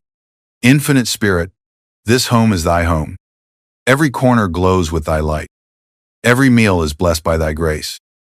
Every breath I take is filled with thy abundance. Wealth is not apart from me, for thy divine current flows freely here, lifting my soul and blessing all who enter. Repeat this affirmation 3 times, allowing its vibration to sink deeply into your subconscious mind. As you speak, visualize your entire home enveloped in a golden aura, like a radiant temple of light. See streams of divine prosperity energy flowing through your refrigerator, your kitchen, and every room, touching all who dwell there with peace, joy, and divine magnetism. Now, take a moment of silent meditation. Sit comfortably, close your eyes fully, and let your hands rest in your lap, palms facing upward in a gesture of receptivity. As you inhale, imagine breathing in golden light from the infinite source above you. Hold the breath briefly, feeling it saturate your mind and body. As you exhale, visualize this light flowing outward from your heart, filling your home with warmth, purity, and harmony. Repeat this for 7 slow, mindful breaths. With each inhalation, silently think, I draw in divine abundance. With each exhalation, and I radiate peace and prosperity. As the meditation draws to a close, sit for a final moment in stillness. Feel the subtle hum of divine energy surrounding you, the gentle assurance that you and your home are now aligned with Spirit's endless current of blessings. Whisper softly, like a promise to your soul, from this night forth, my home remains a temple of light. No shadow may linger here. Only God's abundance flows within and without. With this affirmation, beloved, you anchor the transformation fully. Each night you practice it, you polish the mirror of your consciousness, making it ever clearer, ever more radiant, until divine prosperity no longer feels like something to invite, it becomes your very nature, reflected in your home, your health, your thoughts, and your luminous, untouchable soul.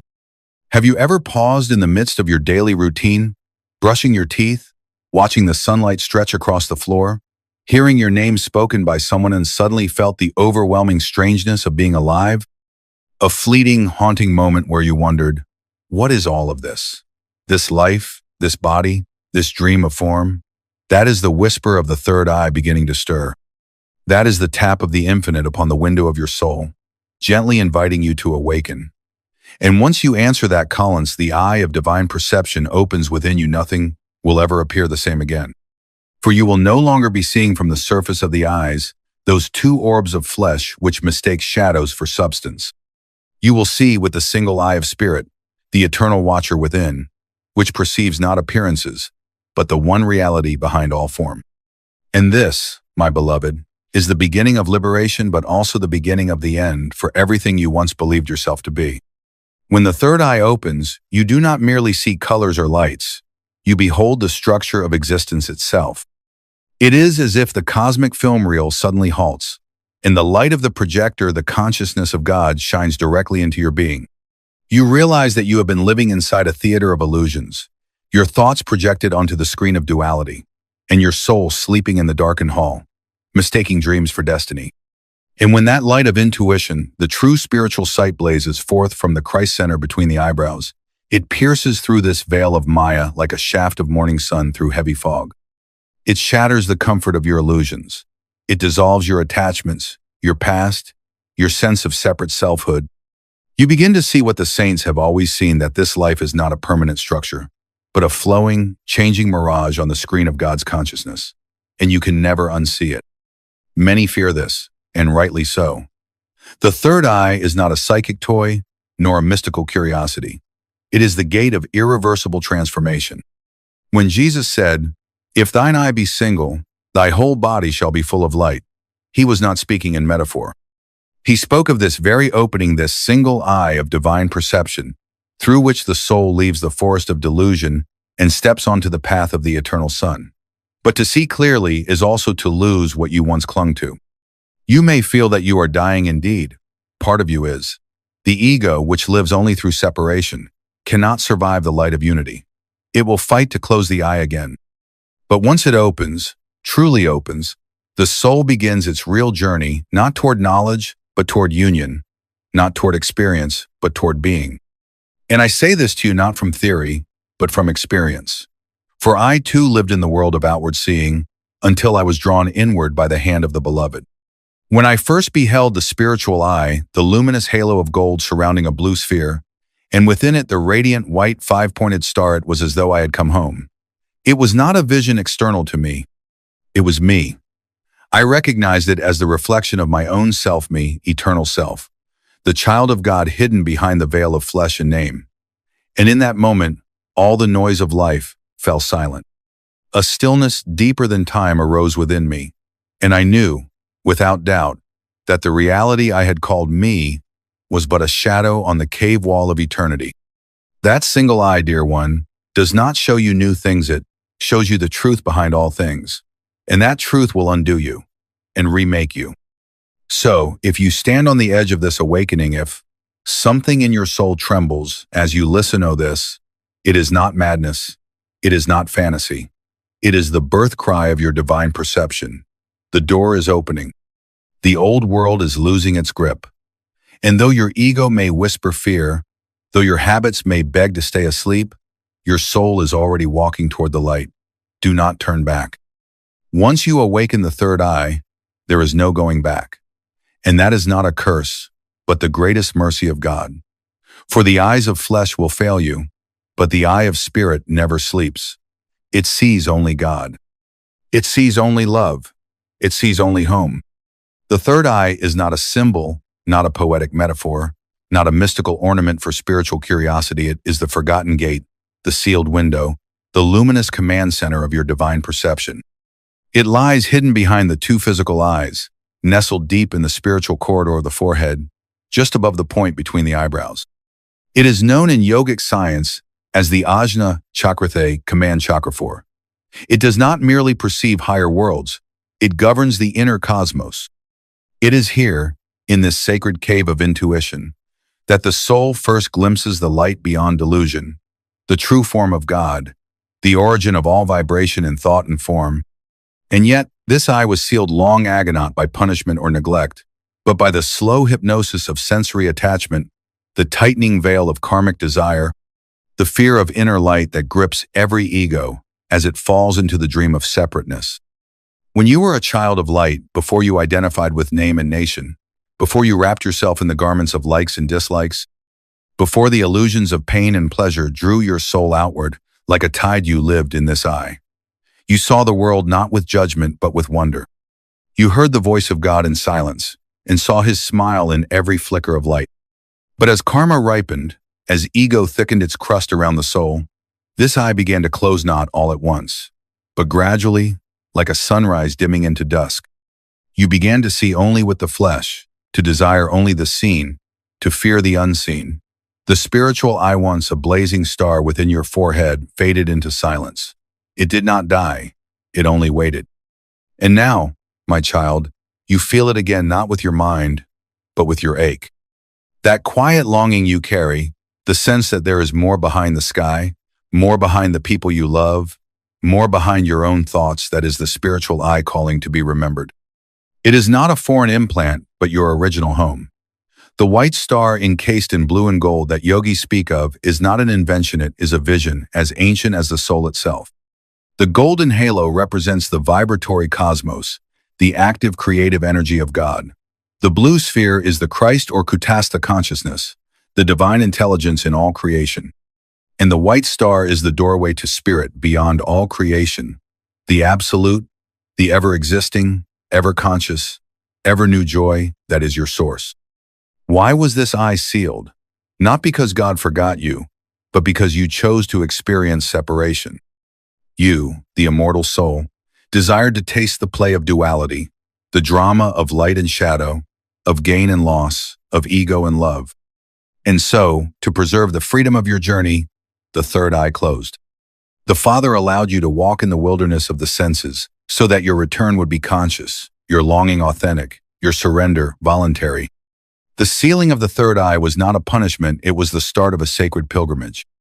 And yet, the time of forgetting is ending. The veils are thinning. The old world cannot satisfy you anymore. No achievement, no relationship, no ideology quenches the thirst you feel. That is because the thirst is not for something but for sight. You want to see not with your eyes, but with your soul. You want to pierce the illusion and behold the divine as it truly is. And that desire, my beloved, is not yours alone. It is the call of the infinite echoing in your heart. You are being summoned, and the key is already within you. This is why the third eye has been called the gate of the east. In Scripture, the prophet Ezekiel speaks of the gate that looks toward the east, that must remain shut because the Lord entered through eye tan, that it shall be opened only for the prince. This is no allegoriette, is yogic truth veiled in biblical language. The gate is your spiritual eye. It has been sealed for lifetimes. But the prince, your soul, awakened through meditation and grace now approaches. And the gate begins to tremble. Do you feel it? You were born not to crawl among shadows, but to walk in the radiance of that inner sun. The sealing was temporary, but the seeing is eternal. And once the eye opens again, once you behold the light within the light, nothing you ever thought was real will remain unshaken. You will walk through life as if through a dream, but not lost, not numb. You will walk as one who knows the dreamer.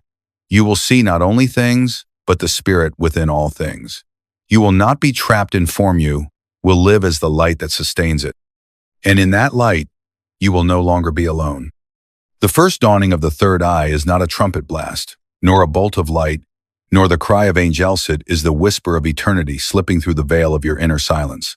It does not come in noise or drama. It comes when the restlessness of the body has been stilled by devotion, when the breath has become like a quiet river, when thought has softened into presence, and you, the soul, sit at the doorway of infinity, not demanding a miracle, but offering your love. In this stillness, if you are ready, if the karmic burden has been lightened and your sincerity is pure, the veil will part and a sacred light will emerge. At first, it may appear only for a second, a golden mist, a faint blue orb, a flash behind the brow, but even in that fleeting moment, the direction of your life will change. You have seen it, and you cannot unsee it. The spiritual eye appears as a vision of perfect symmetry and divine power, a halo of golden light encircling a deep blue sphere, within which shines a radiant white star with 5 points. This is not imagination. This is not hallucination. This is the universal symbol of divine consciousness, seen alike by saints of all paths, Christians who called it the Star of Bethlehem, yogis who call it the Eye of Shiva, Buddhists who perceive it as the Dharmakaya window to nirvana. It is not culture-bound. It is soul-born. It is the real sight that was hidden by the illusion of flesh. And when this inner star appears, you do not just believe in God, you behold Him. In that moment, the room around you may still be there, the clock ticking, the world humming, the sounds of life continuing, but none of it holds the same weight. It all seems suddenly like scenery in a play you no longer mistake for real. For you have just glimpsed the light behind the curtain. And this light, though seen in the point between the eyebrows, is not confined to any organ. It floods your entire being. You feel it radiating through your spine, illuminating your thoughts, warming your heart, bringing tears not of sadness but of recognition. Ah, my beloved, I have seen thee at last. This vision may not come through effort alone. Many have strained in meditation, seeking it as a goal, and found only frustration. But when meditation ripens into devotion, when the techniques become instruments of surrender rather than conquest, when the heart yearns not for power but for communion, then grace descends. Sometimes it comes after years of practice. Sometimes it comes as a gift from the guru's gaze, a moment of inner alignment, or a dream in the depth of sleep. But whenever it comes, the effect is the same. The soul knows it has touched truth, and no theology or philosophy can replace what has been directly perceived. Yogananda spoke of this vision with the authority of one who lived constantly in it. He said that to behold the spiritual eye is to enter the doorway to the infinite. Through the golden ring, you sense the vibratory creation, the energy that dances as matter and thought. Through the blue sphere, you contact the Christ consciousness, the omnipresent intelligence that sustains the cosmos with love. And through the white star, you begin to perceive the spirit beyond all form, the silent God beyond all galaxies. It is not imagination, it is initiation. And once this vision becomes clear and steady, you are no longer walking toward God, you are walking in God. But know this, the vision is not an end. It is a beginning. It is the first step beyond the shore of sensory life. It is the first confirmation that you are more than mind and body, more than personality and pain. It is the invitation to leave the known world, not physically, but vibrationally, to begin walking the invisible path home. And that path, once glimpsed, will not let you turn back without consequence. The ego will try, the mind will doubt, the old habits will whisper, but something in you has already stepped through the gate, and it cannot be undone. This is why the saints speak of divine homesickness. This is why they weep in silence and smile without cause. For they have seen the stair end, though they still walk the earth, their hearts are fixed in heaven. This is the first stage of third eye awakening, and from here, the journey deepens. Once the inner star has revealed itself, even if only for a fleeting instant, the spell of the outer world begins to break. Not in some abrupt catastrophe, not in some violent crash of forms, but in a slow, silent dissolving of conviction. What you once called real, what you defended, desired, feared, and clung to begins to lose its gravitational pull. The movie no longer hypnotizes you, for the light behind the screen has been glimpsed. This is not detachment born of disdain, it is freedom born of recognition. You are not rejecting the world. You are awakening from the dream. And so the second stage begins, the dissolution of sensory dominance.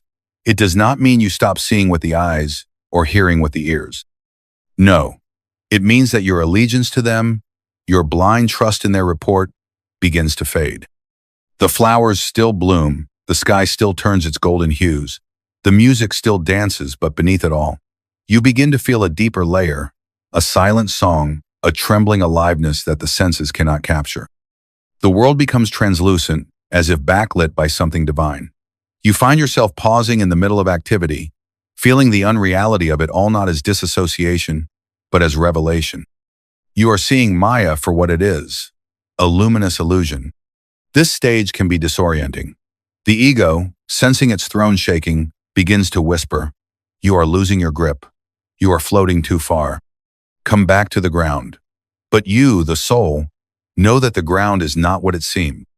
You know that all form is fluctuation, all solidity is vibration, and what you are now beginning to see is not madness but truth. Yogananda taught that Maya is cosmic hypnosis, a grand theater of light and shadow that spirit projects through the five senses. And the third eye, once opened, begins to lift that hypnotic veil. You start to see people not as faces and names, but as fields of energy, as moving thoughts wrapped in skin. You start to hear behind their words the call of their souls, or the chains of their karma. You feel the pain they hide. You glimpse the light they forgot. You no longer see others as separate.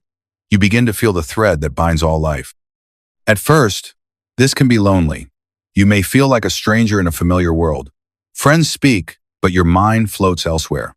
Events unfold, but your heart no longer clings. Food, noise, crowds, entertainments, they lose their flavor. You smile, you engage, you function, but inside, you have stepped into another realm, and that realm will not release you. This is the divine disruption. You begin to perceive two worlds simultaneously, the outer and the inner. And slowly, the inner becomes more real. Do not be afraid of this stage. It is the natural result of spiritual awakening. It does not mean you will lose your life. It means you will find it. The sages of all ages walked through this valley. Buddha sat beneath the Bodhi tree, watching the flickers of illusion dissolve. Jesus wandered the wilderness, fasting and praying, his inner sight flowering beyond the eyes. Yogananda, as a child, sat in meditation for hours, unaware of time or body, floating in the bliss of subtler vision. They all passed through this stage. And you too are now walking that sacred path. Let the senses dissolve without fear. Let the form lose its hold. Let the thoughts grow quiet. You are not going backward. You are not becoming empty. You are being cleansed of illusion. You are preparing to see the world not through the eyes of flesh, but through the gaze of the soul. And when that gaze deepens, when the third eye begins to open fully, you will see not the end of perception, but the beginning of a vast and shimmering truth that has been waiting, silently, behind every face, every cloud, every breath. The breakdown of sensory reality is not a falit, is a flight. It is the unmasking of the stage play. It is the soul, standing in stillness, whispering, "This is not all. There is more. Look again, but with the eye that sees." And then it happens. The veil thins not just in the silence of meditation, but in moments between breaths, between thoughts, between the flutterings of worldly concern. What you once considered invisible now reveals itself not as imagination, but as a higher octave of reality. The curtain between worlds is drawn aside, not by effort or willpower, but by the quiet magnetism of your awakening soul. And what once seemed like superstition or symbol the astral realms, the voice of your guru, the presence of departed loved ones, the golden vibrations of angels now becomes experience, unmistakable and serene. This is the third stage, the emergence of unseen realms into the field of your awareness. It does not come as a spectacle or hallucination. It arrives gently, like the sun rising through mist, first a feeling, then a glow, then a knowing that transcends all argument. You may begin to perceive colors while your eyes are closed, but they are not like the colors of this world. They shimmer, they breathe. You may hear the sound of Aum, not in your ears, but as a hum vibrating behind every object, every thought, every atom. You may feel the presence of one who is not there, but whose energy enfolds you like a mother's arms. The world is no longer made of matter alone. It has become transparent to spirit. And yet this is not fantasy. This is not escape. This is the awakening of the inner telescope, the power of the spiritual eye, to gaze beyond the curtain of gross perception into the subtler dimensions of God's creation. Yogananda said, "There are regions beyond this world of space and time, where the soul travels in sleep and in deep meditation. These are not abstract realms. They are vast and luminous, teeming with forms and beings, intelligences and memories, echoes of your soul's past and whispers of its future. You may find yourself in dreams that feel more real than waking, where you are flying not through sky but through light, where your body is not a burden of flesh but a radiant form of subtle energy, where movement is thought and communion is wordless. You may enter temples not built by hands, where saints sit in meditation, and you, too, are welcome among them. You may see your own past lives lived in other lands, bodies worn like costumes and set aside, and suddenly understand why certain patterns have haunted you, why certain faces are familiar, why you weep at music you've never heard. You may begin to hear the inner voice of your guru, not as memory or suggestion, but as a living guidance that calls from beyond the mind. And even if the form of your teacher has passed from this world, his presence may appear to you in moments of trial or meditation, silent yet radiant, speaking in your heart with clarity that banishes confusion. This voice does not flatter. It does not command. It simply knows, and in its knowing, it awakens your own. And all of this, dear soul, is not a reward or a fantasy. It is the natural expansion of your consciousness once the third eye begins to open. The inner cosmos, long hidden behind the walls of the senses, now makes itself known. The physical world becomes a shell, a shadow, a garment tan. What is within begins to shine without. You no longer wonder if the soul survives death. You know. You no longer speculate about karma or the law of vibration. You feel them moving through your spine like ancient winds through a forgotten temple. You may walk through the outer world, but you see the energy behind it. You may speak with others, but a part of you remains listening elsewhere, watching from a still point behind the brow. You become two beings at once, the human who lives and the soul who sees, and slowly the two begin to merge. But know this, with this stage comes a deeper responsibility. For when the unseen becomes seen, you can no longer pretend to be blind. When you feel the presence of divine law behind every event, you can no longer say, "This is random," or "That is unfair." You are now entering the field of spiritual maturity, where perception must give birth to reverence and awareness must become devotion. So bless these new sights. Bless the beings who visit your meditations, the dreams that pull you upward, the tears that fall when beauty floods you. Do not grasp at them. Do not seek to control. Bow to them and let them teach you not just what is, but who you are. For the third eye is not merely the eye that sees, it is the eye that reveals you to yourself, again and again, layer by layer, until only light remains. And so this stage unfolds not as fantasy, but as the flowering of inner truth. The soul does not need to be convinced. It only needs to be remembered. And now, the remembering has begun. There comes a moment in every seeker's path when the world no longer offers refuge, and not because it has grown more hostile, but because the veil has been lifted and the soul can no longer pretend that it belongs to the fleeting. This is not depression. It is not sadness. It is divine discontent, a holy homesickness that begins when the third eye opens wide enough for the soul to glimpse the eternal and, in that glimpse, lose forever its taste for the temporary. This is the point of no return. Once you have touched the hem of the infinite, once your consciousness has sailed through the quiet sapphire corridors of inner stillness, no pleasure of the world can match its sweetness, and no distraction can erase your memory of that sacred taste. This stage is not marked by fireworks or visions. It is marked by something deeper, more subtle, and far more irreversible, a shift in identity. You no longer see yourself as merely a body, a name, a personality formed by history and preference.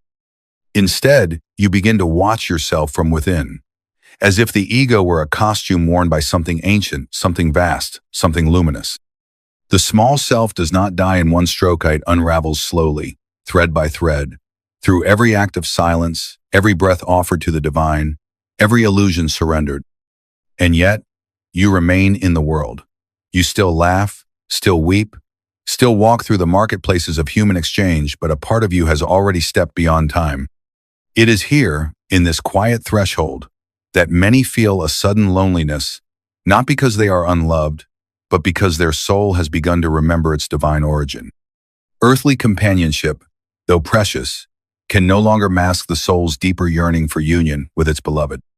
You may find yourself retreating into stillness more often, not out of withdrawal, but because the sweetness of God's presence begins to draw you inward like a magnetic tide.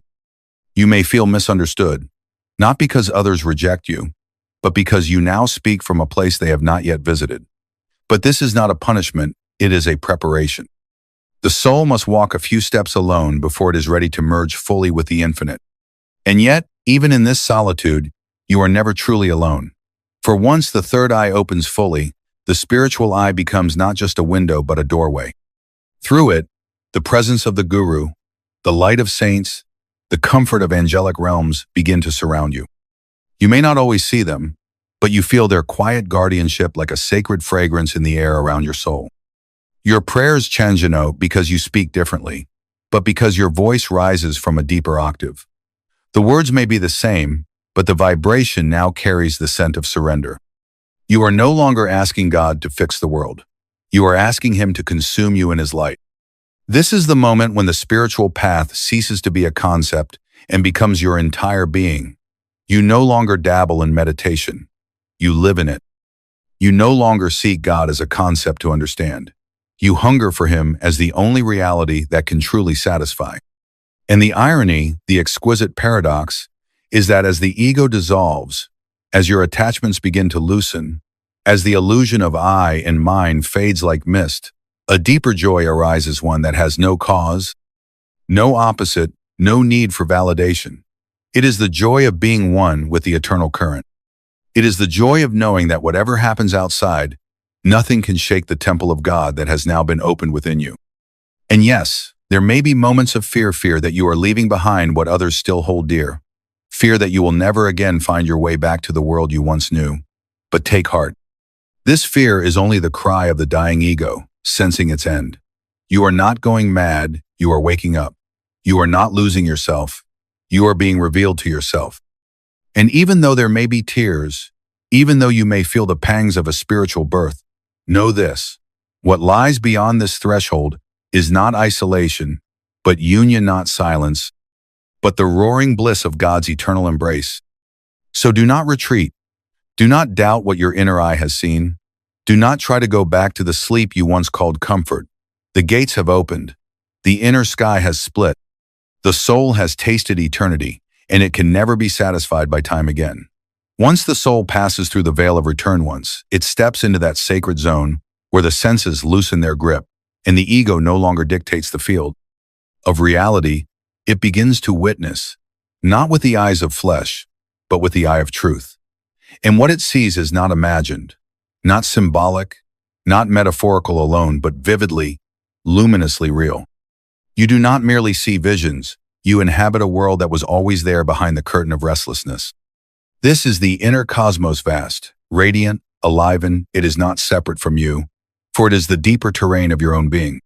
The third eye becomes the telescope through which God shows you the hidden architecture of spirit, the sacred geometry of divine creation, the threefold brilliance of the spiritual eye itself: golden halo, blue sphere, and white star. This vision is not confined to saints alone. It is the birthright of every child of God. The golden ring, bright and pulsing like 1,000 suns, represents the vibratory field of creation, the causal energy that dances in atoms, galaxies, thought, and sound. It is the first breath of God, the outward pulse of Aum, the let there be light that issued forth from the infinite. To behold it, even for a moment, is to remember that nothing, no object, no sorrow, no form is outside this radiant field of divine vibration. It encircles you not as philosophy, but as the living breath of spirit.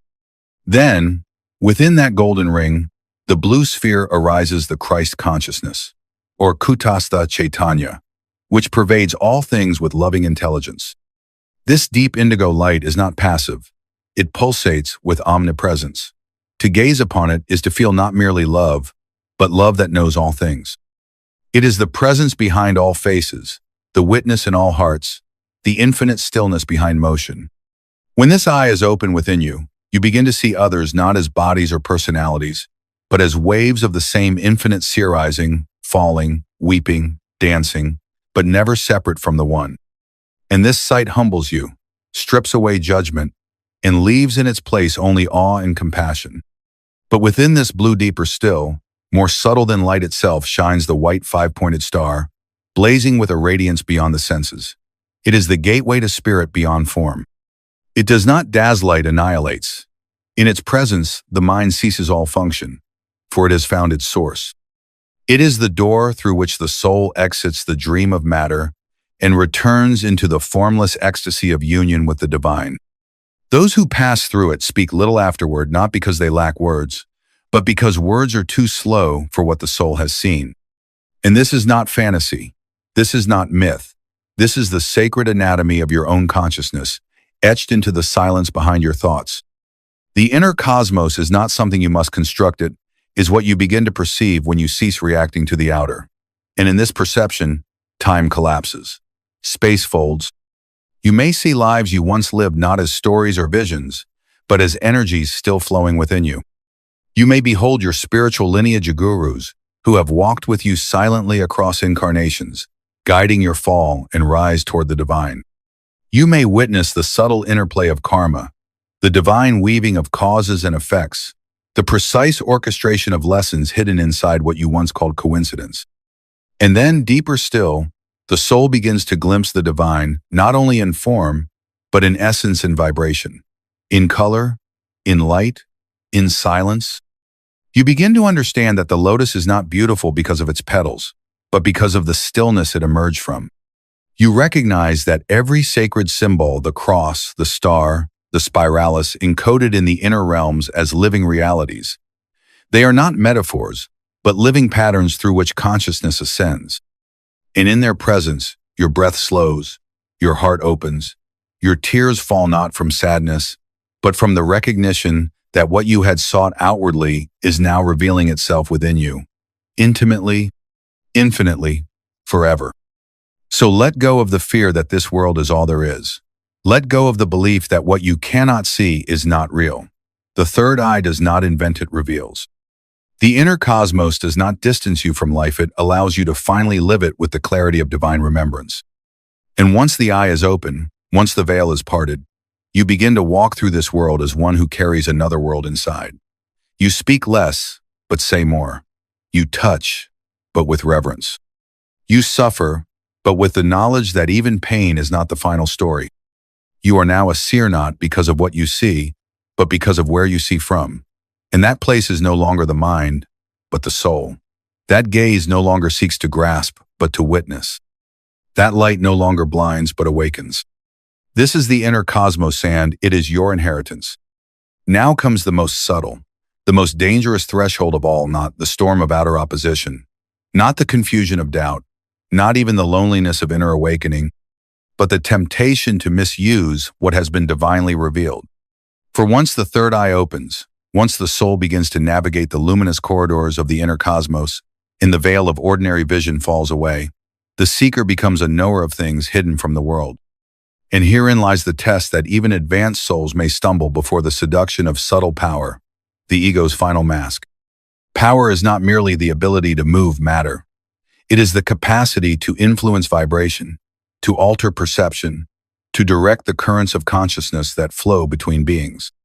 And when the third eye opens, the soul becomes sensitive to these rivers of energy, the thoughts of others, the desires that ripple through space, the karmic ties that pull one heart to another, the unspoken emotions that live behind a gaze or gesture.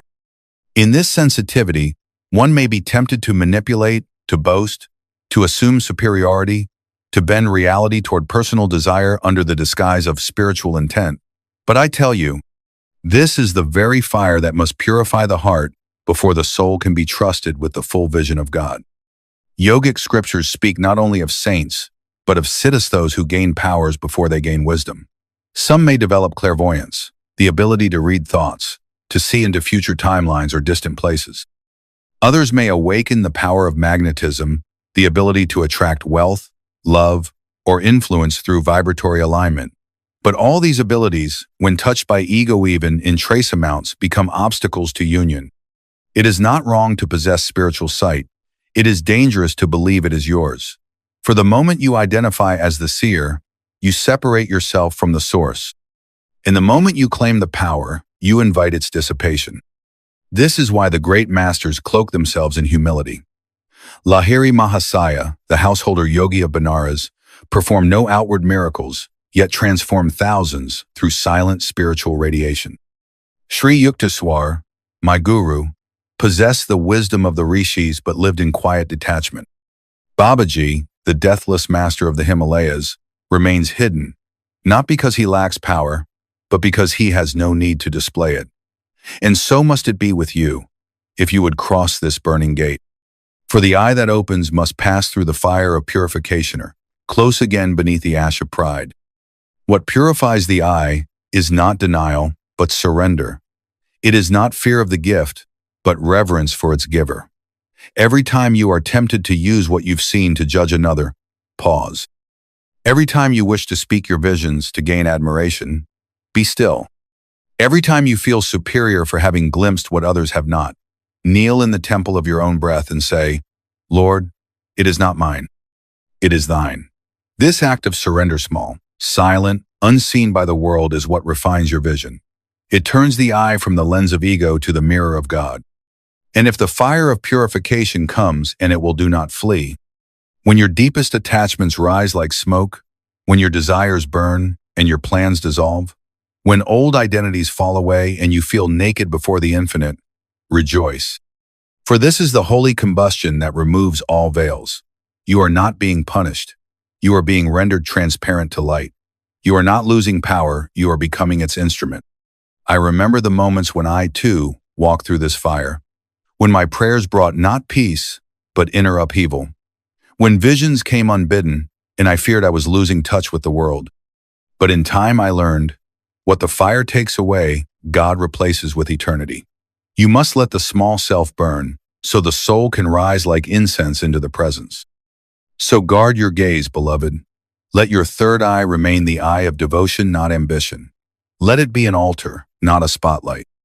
Let it be a window through which God may look upon his creation, not a mirror in which you admire your reflection. Only then will the vision remain clear, the power remain pure, and the eye remain open not only in your meditations, but in the sacred ordinariness of life. When the eye becomes fire, and the fire becomes love, and love becomes surrender, then you are ready for the final sight.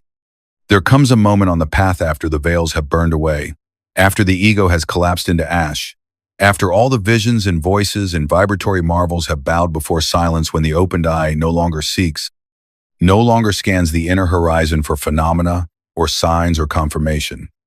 It simply rests in what it now knows to be the only truth. God alone is real.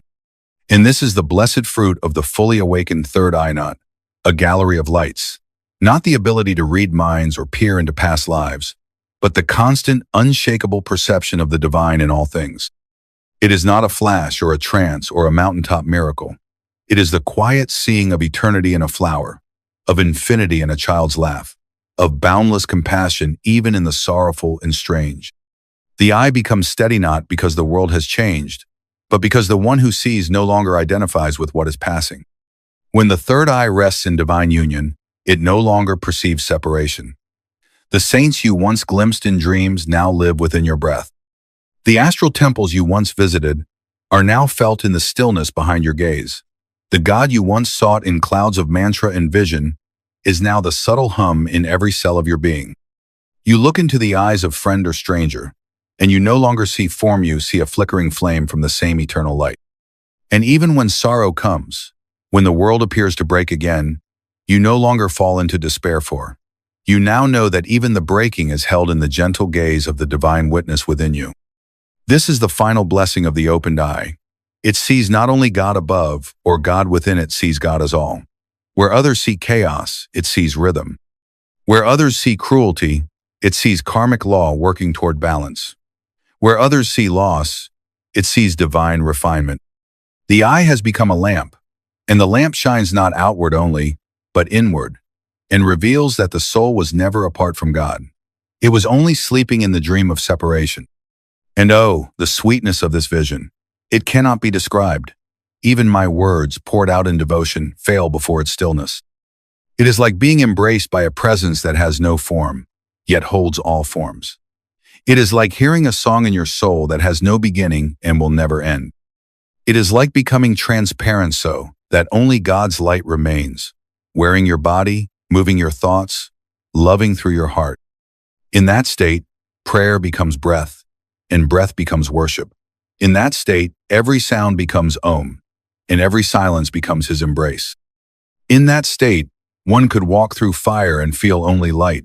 One could be cast into the world's madness and see only Maya dancing around the unmoved center of truth. This is not fantasy. It is the soul's true sight. It is what Christ meant when he said, "If thine eye be single, thy whole body shall be full of light." It is what the rishis saw in their cave-bound ecstasies.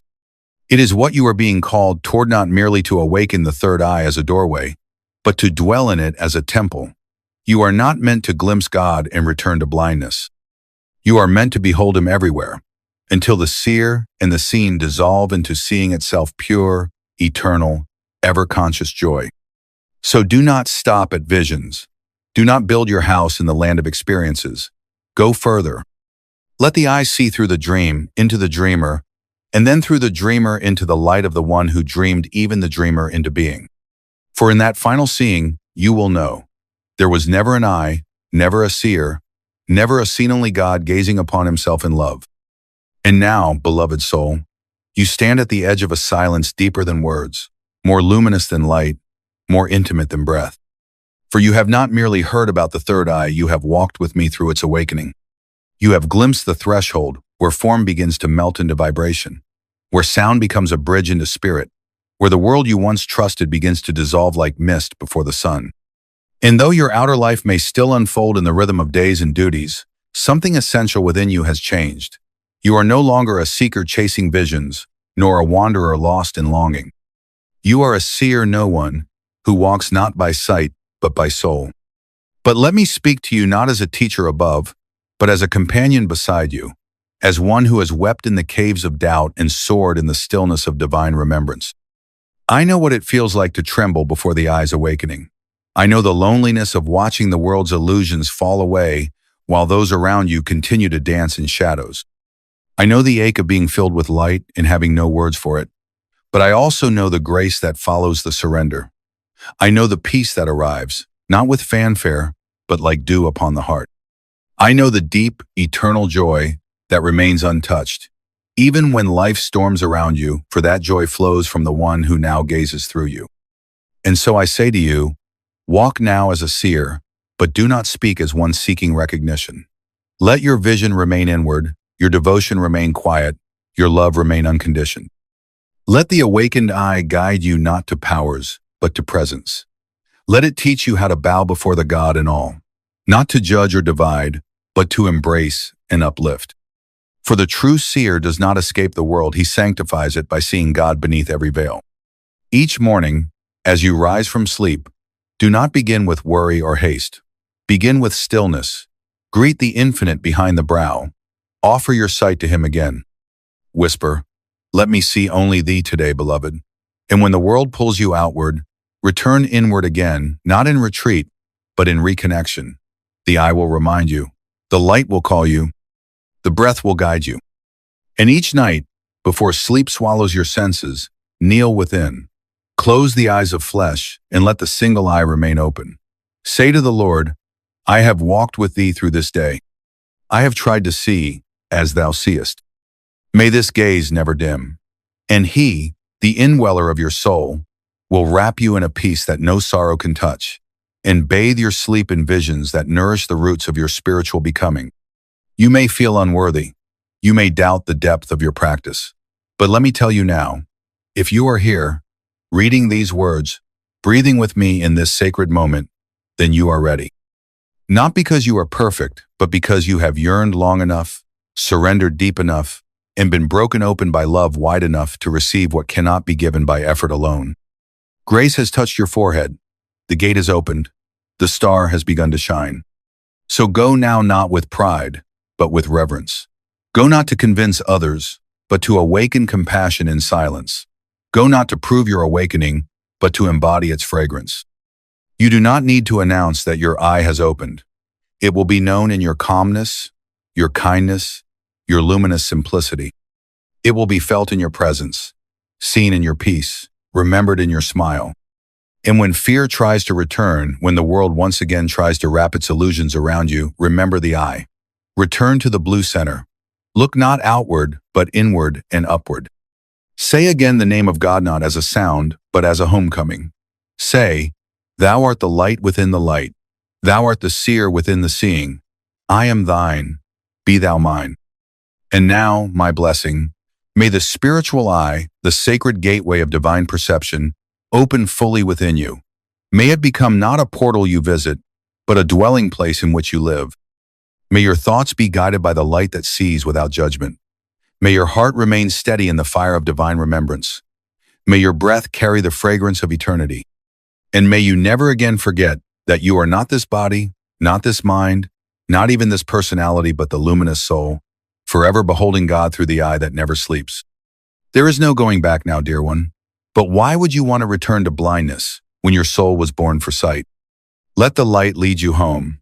Let the eye remain open. Let God be all you see.